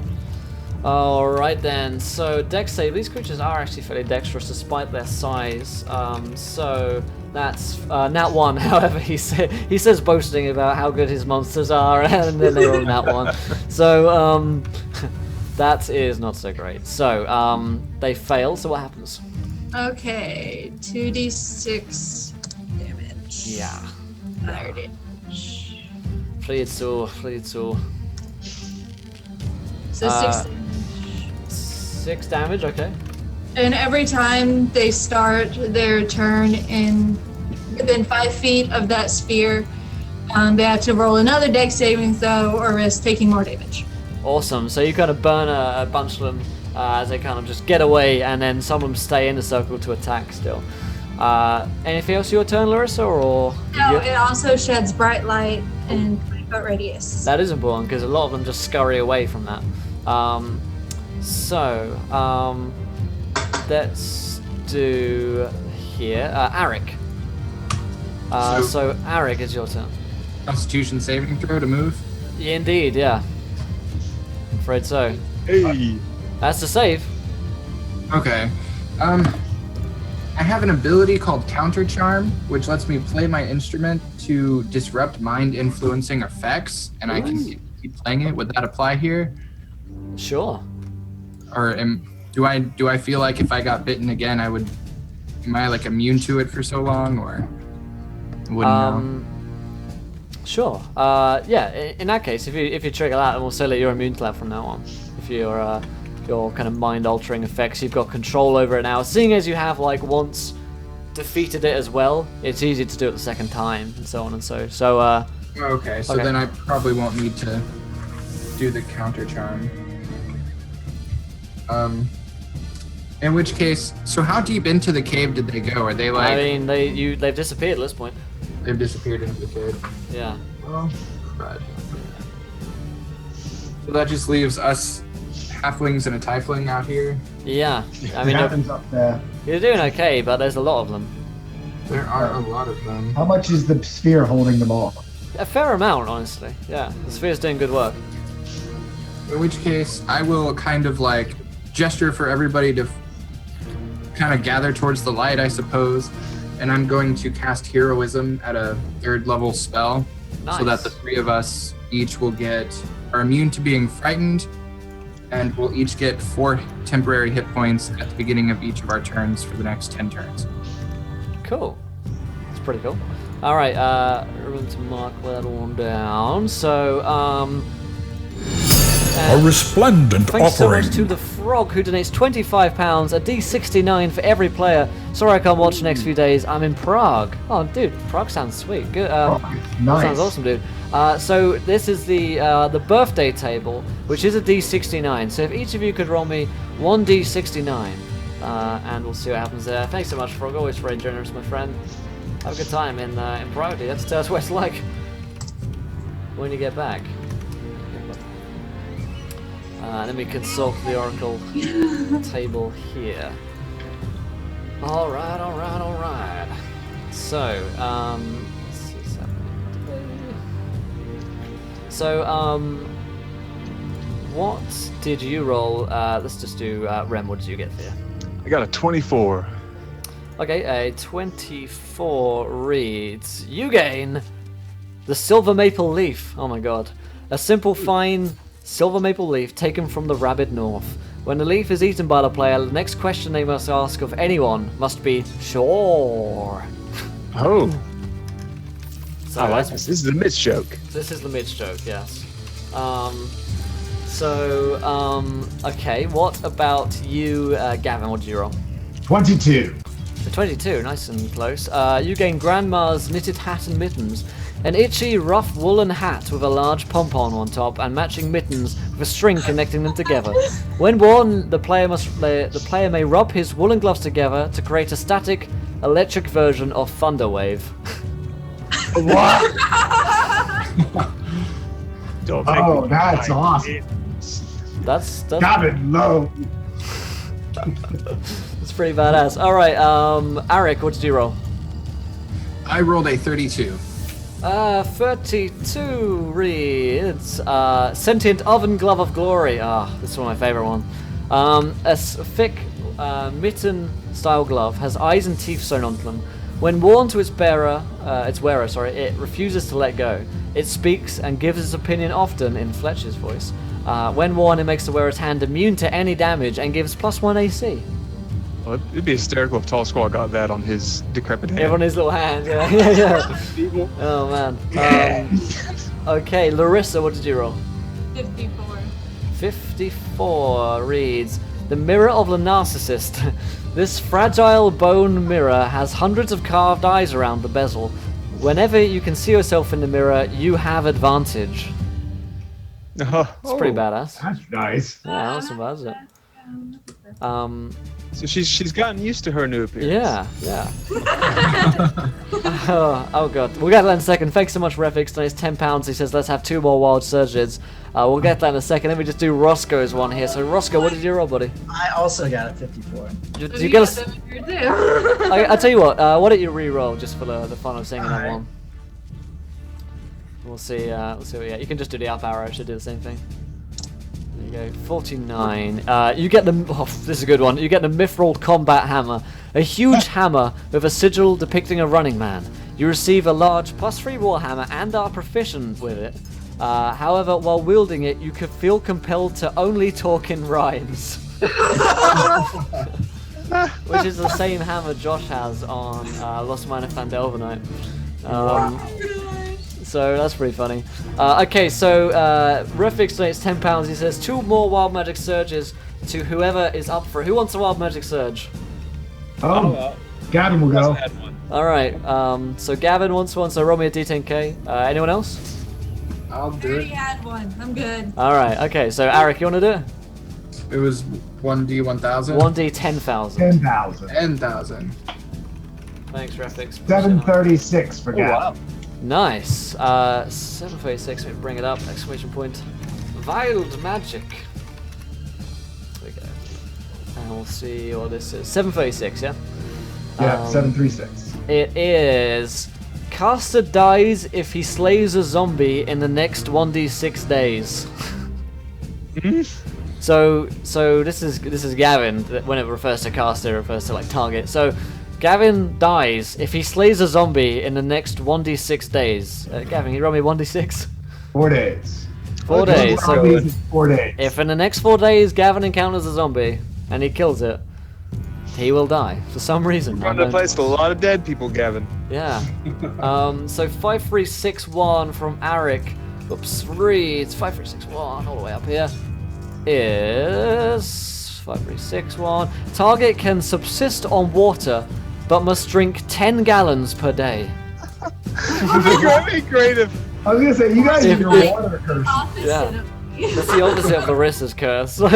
It would be hilarious if Larissa got that though. Yeah. So is it just me, or does Gavin, with his hat and grandma's mittens on, look like Jane from Firefly? Right.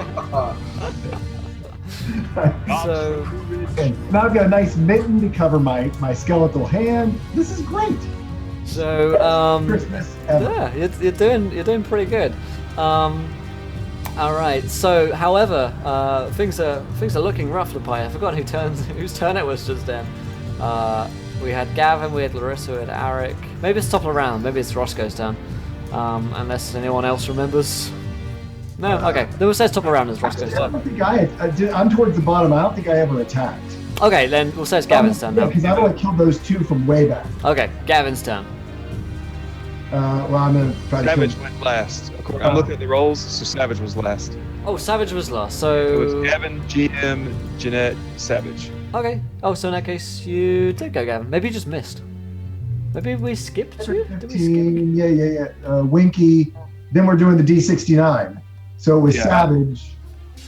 Yeah, so whoever's after Savage rolled an attack. So whoever's Okay. after Savage. So then it is top of round and it is Roscoe's turn. Okay, that makes Okay. sense. Nice. It's top of round 3 or 4. So Roscoe's turn. However, what's up, Jonathan? How's it going? Click as well.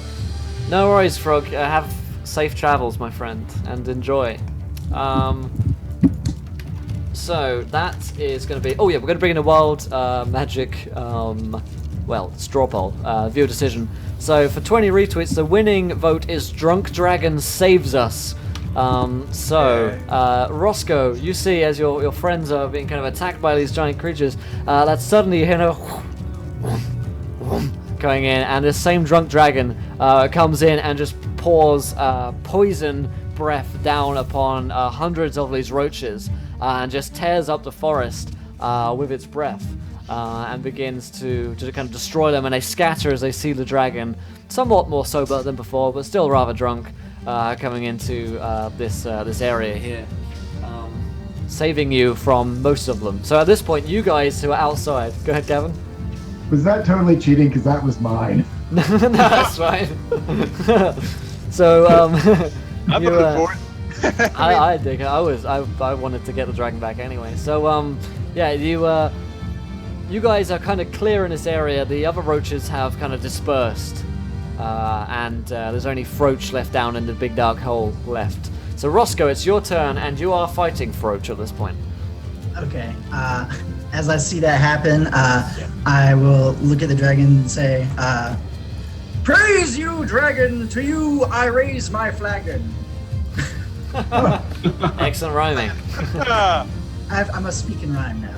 Nice. So I'm going to pull out my shield and hand axe, and I'm going to throw 2 axes at the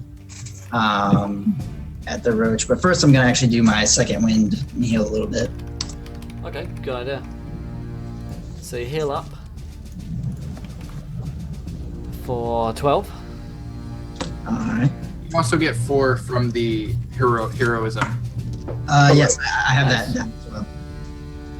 Cool. So you heal up a little bit. What's the next move? Throw my 2 hand axes, Cool. 23 is a hit. and then 19. 19 is a hit as well. So two damage rolls, if you'd be so kind, sire. All right. Man, it's getting heated up in here. The dragon was gone. Now he's back. This is tugging at the heartstrings. 13 total damage. Okay. Not bad, not bad. So you sink 2 axes into Froach as you kind of sink them into his legs. It's Winky's turn. Winky, you're down here as well, if I remember correctly. Yes, I am down here. Okay. And I see the Roach as well. You do. I'm gonna just get that rage going and proceed to smack them all upside the head with my turkey leg. Nice. Turkey leg. Ooh, 23 for 14 bludgeoning damage. 23 is a hit for 14 damage, and you can describe to me how you destroy Froach. I go to the turkey leg, and it's like I hold it forward almost like a lance, and just cut him with it, and then I like end up in him. So it's like I'm wearing him, and walking around going, You end up in him. Yeah. So you. You are mine, roaches, to follow. And I'm trying to, Okay. Big roach. So you crunch into him, and suddenly you're wearing Froach. Yes. So how do you feel about wearing Froach actually? It smells okay. I mean, if I smelled better, it's been worse. I'm still at Peasant Joe's. My goodness. Feels amazing. It's great. It's fantastic. So I'm gonna try and get out of the hole while wearing this giant roach body disguise, and I'm gonna shout, "Hey guys, I'm wearing the roach. Don't attack me!" before I do so. So and Refix donates £12, and he says, "Let's have the next 4 rolls be nat 1s." So Ouch. next 4 rolls you guys make are gonna be nat 1s. So I persuade the party. all right. So he tries to persuade you that he's not the roach, and he comes out. And Gavin, you see Froach coming out of the Roach is darkness. coming, man. Hi guys, it's me, Winky. So you attack him. Nice. So you Well, no, I roll a 1, right? Yeah. you roll a 1. Yes, you do. That's right. And I rolled 2 attacks, so I rolled 2 natural nat 1s. 2 natural 1s. We're gonna say on that you do clang into him. And can you roll me 5d10? That's right. 5d10 or who? Yeah. I'm gonna shrink. You can roll 5d10 because you shrink. Oh, right. Oh, Oh man, it's all coming together. This is so clever. 38 So plus.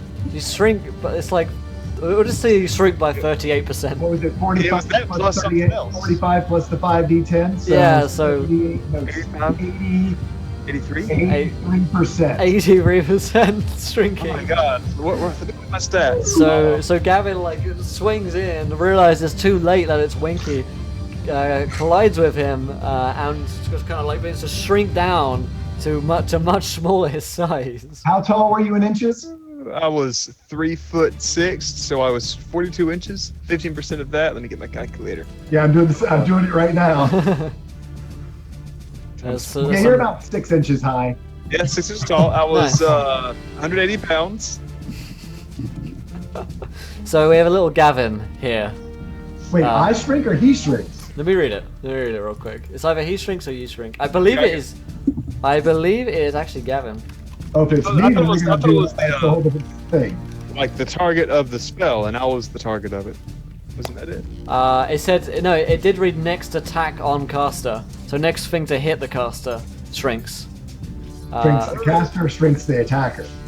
So it is the person who hits Winky rather than Winky Oh, give me a himself. second, Ben. Okay. Yep. It's me a halfling like us. Yeah, right. I'm 11 inches tall. Nice. That's not so bad. There you go. There's a little Gavin before you. You've scattered most of the roaches at this point. So 40 pounds. yeah. Okay. Yeah. So you guys see before you a little Gavin. So Larissa and Roscoe and Arik, Winky, and Gavin are in the clearing together. You guys come out. How do you guys react to what's just happened here? I'm gonna try my hardest not to bust out laughing. I mean, this is just like a little people pride parade at this point. Yeah. He's still got all the muscles like that Gavin had, but they're just tiny now. You know, he looks ripped, but they're like, they're like Fear me! So wait, am I the tallest now? Yes. yeah. Yeah, I think you are. With your tentacles. Yeah. With the tentacles, they had some height. All right. Yes, I just need to be a bard, because then I could be an 11-inch penis. That's true. An 11-inch pianist. Pianist. Yes, penis. Pianist. You guys come out of the grove, and I imagine. I mean, do you guys want to take a break here? Do you need to rest, or do you just want to get the hell out of this place? I see. Oh, guys, listen. If we all get like into the roach, and like no one will mess with us, like one of those Chinese dragon things that they dance. Like we just go through the woods. No one's gonna mess with us. Oh, hey, dragon. I see the dragon. Yeah. Hey, I came back. Take me home. Where'd you need to go, man? We need to go to Cainfield, preferably Castle Slipfoot. It's If I like fly you there, what about these guys? Oh, they can come too. I'm like 6 feet tall, man.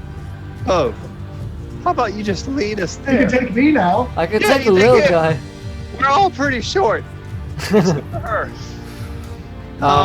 I can lead you there, man.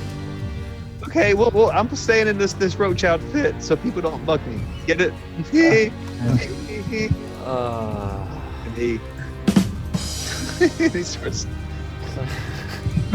I've got a new button. So I imagine it's like really like it's like you have like those giant mascot outfits. You're only Yeah. holding like a stick, so it's like arms and legs and head are just. It's like a. Nice, I like it. Thanks to Perrin for the host. So, all right then. So you begin to lead, follow rather the green dragon. Yeah, the dragon's high instead of drunk, and starts to lead you guys through the dark forest once again. He can't really fly. He kind of just hovers, and then occasionally kind of crawls along the floor on all fours, and begins to lead you guys out of the forest. So over the next few days, you guys get out of this kind of little haunted forest area. You don't have any more problems with bugs thanks to Winky and his new outfit, his new costume which he's wearing. You come out of the forest and it's blissfully, you see daylight before you the next day, and as you come out you see that there is the kind of ashen plains of Cainfield before you, and only a few miles in the distance, the archaeology camp, which is your final destination. I like the idea that we come out of the forest and It's like, well, I'm glad we're out of that scary place, and it's just Mordor. Yes, like in front Mordor before you. Fire of us. and We're safe again. fire and brimstone. Oh, good, we're home. And you do indeed see Castle Cainfield, a tiny speck in the distance at this point, which Winky supposedly rules over. So, I guess your resolve is refreshed as you see your destination before you. You think that you could actually might end up making this. Obviously, Gavin might at this point be flying on the back of the dragon because he's a little. We've been bonding. Yeah. I've been feeding him booze the whole time. All 11 inches of Telling Gavin. War stories. All 11 inches of Gavin is riding that dragon right now. So you make your way through the ashen fields towards the archaeology camp, and after another like half day's travel, you get there, and there are a bunch of miners who are kind of digging around here, who kind of look up, wipe the sweat from their brows, and one of them says, "Hey, it's King Winky." Yes, it is. Pleased to meet all of you, my little subjects. These are my new friends. There's some adventurers here to help keep the peace and maybe do some of their own privateer missions. Well, I hope you're not afraid of no ghosts. Oh, I ain't afraid of no ghosts. This is what was his name? Oh fuck, I've forgotten. Yeah. Yeah. That one dwarf guy who just The one dwarf guy who we kept forgetting about last time, a couple of weeks ago. Yeah. It's that guy. Speaking of that, guys, where's the wizard? It's that guy. Oh my god. Yes, he says, "Oh, he's over that way." And you see the little tent, which looks huge. It's a huge blue tent on the kind of outskirts of camp. I hastily run into it. Okay, so you run inside, and your employer is there, and inside it's tiny. So it's one of those ones which is bigger on the outside and smaller on the inside, due to the magic, rather than the other way around. And your employer, Maverick Walpole, is his name. That's right. The old guy, white beard, wizarding type, all sorts of alchemical ingredients around, and little kind of robot spiders which are crawling around the place. As you come in, he looks up. "What is it?" I brought some adventurers here to do adventuring stuff. "What? Why?" I thought you could use them. No, I don't need any adventurers. Oh, okay. I'll tell them we don't need them. Tell them to go back home. Okay. Back outside.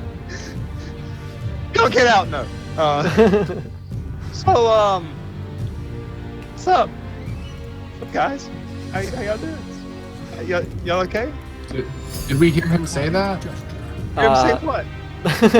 And thank you to Refix, who donates £5 and says, "Who wants to roll another D69?" Ooh. Alright, Larissa, go ahead and roll a D69.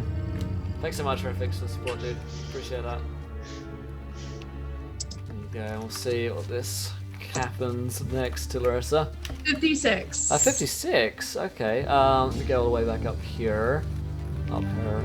56 reads, Lee's Browser Historian. A fine leather-bound book with many doodlings in the margins of pages. This book gives its holder the ability to cast Mage Tentacle, a slightly more wriggly version of Mage Hand. This is fucking perfect. It also gives one per day use of Evard's Black Tentacles, which is a level 3 spell, I think, off the top of my head. Evard's Black Tentacles is fucking sick. So yeah, no, that works perfectly for me. It works because you've got tentacle legs, so that's well, a lot better. Thanks so much for that, Refix.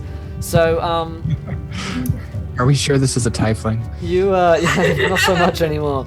So we can say that you overheard a bit of the conversation with Winky.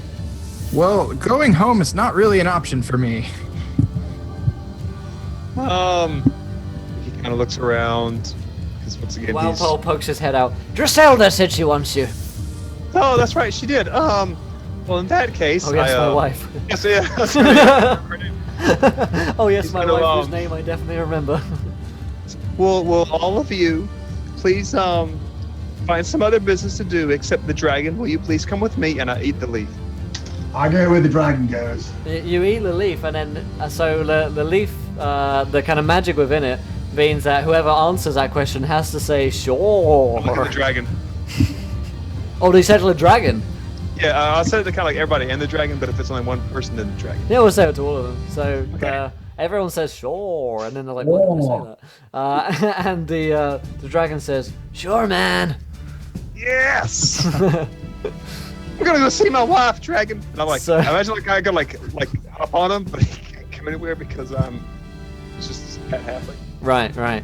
So I'm trying to scoot him along like one of those little bikes the kids have that they just push with their feet. yeah, so the group of you travel through the ghostly battlefields of Cainfield until you get to the castle Cainfield, where the portcullis is open and down, and you guys walk inside where your wife Driselda is, the queen of Cainfield. However, she's a bit of a ghostly visage these days. She's quite pale, long dark hair, and generally a bit weird.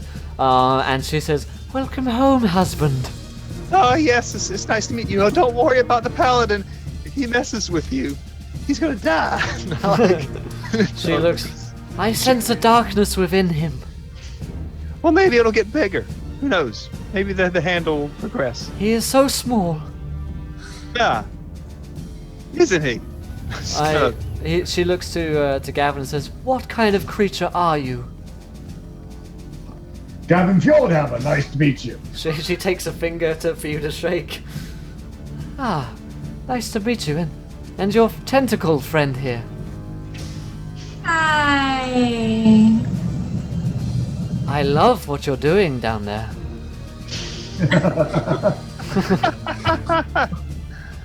Thanks.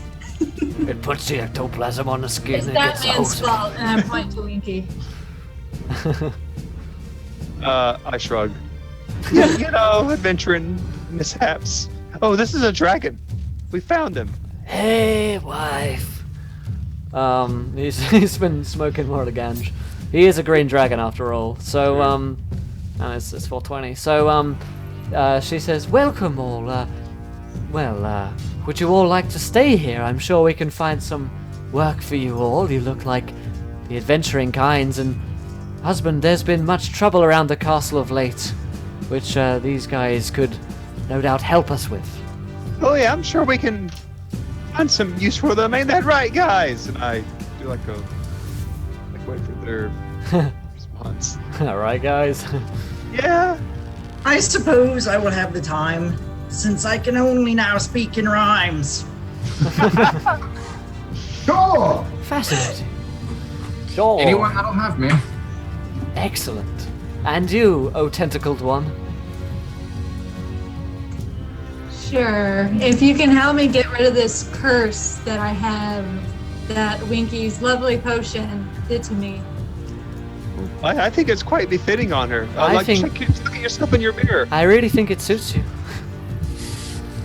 I'll see what I can do. I judge having a large potion around. Yes, I do. But only for certain parts of the anatomy. No. Winky says, we weren't supposed to talk about that. Here.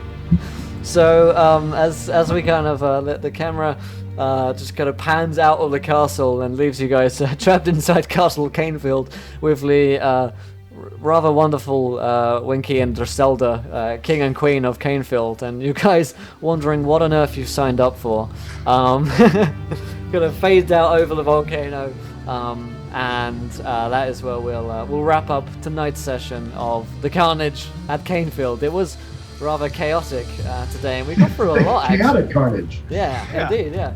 We got through a lot today. A lot of encounters, actually. It was a lot of fun. So, guys, what did you think of tonight's episode? Did you enjoy it? Would you like to see more? Would you like to see these guys back on another week? Let us know.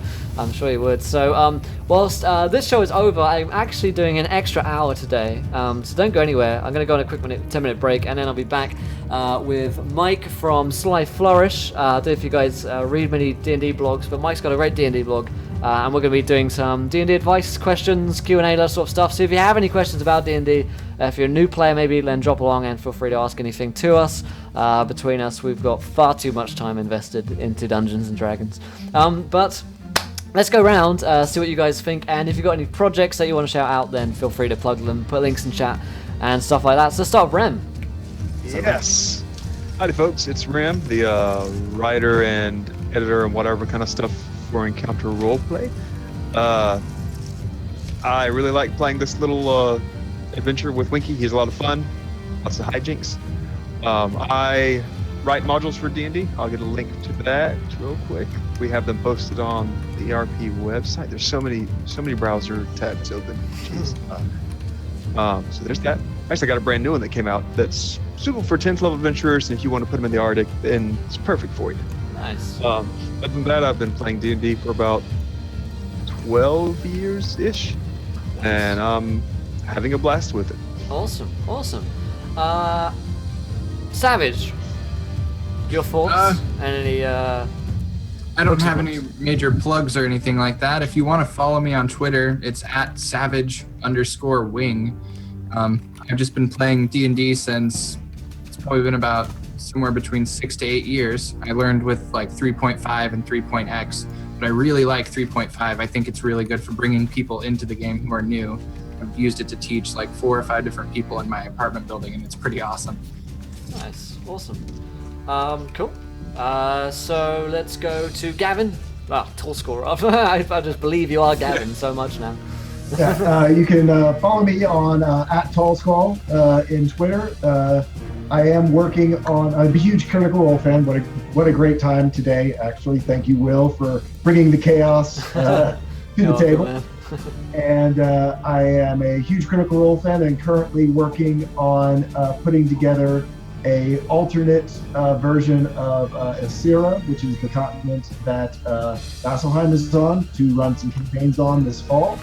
So I'll be giving more information about that through the next couple months. Probably do some play testing with some crazy mechanics that I'm incorporating, and some homebrew classes and races as well. Nice.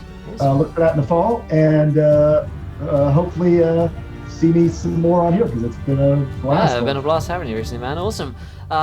Jeanette, Nick, thoughts, feelings, emotions, hooks and plugs.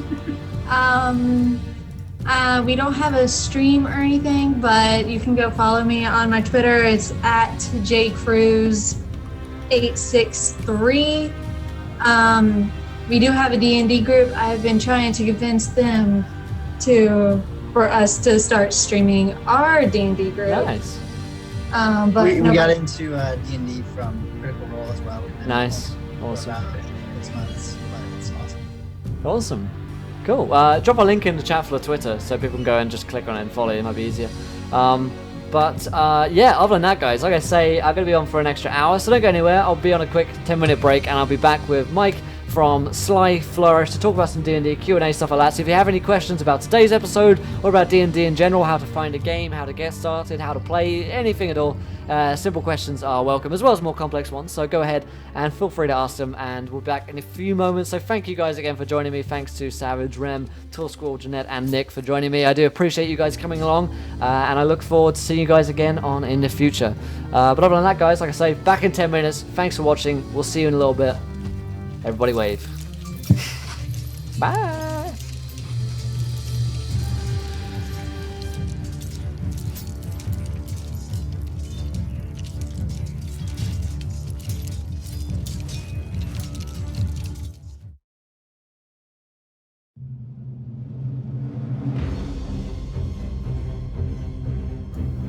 Alright guys, got a quick 10-minute break, and we'll be back with the Q&A sections. Don't go anywhere. Stick around. Thoughts on that session, by the way, guys. What do you think? Do you enjoy that one?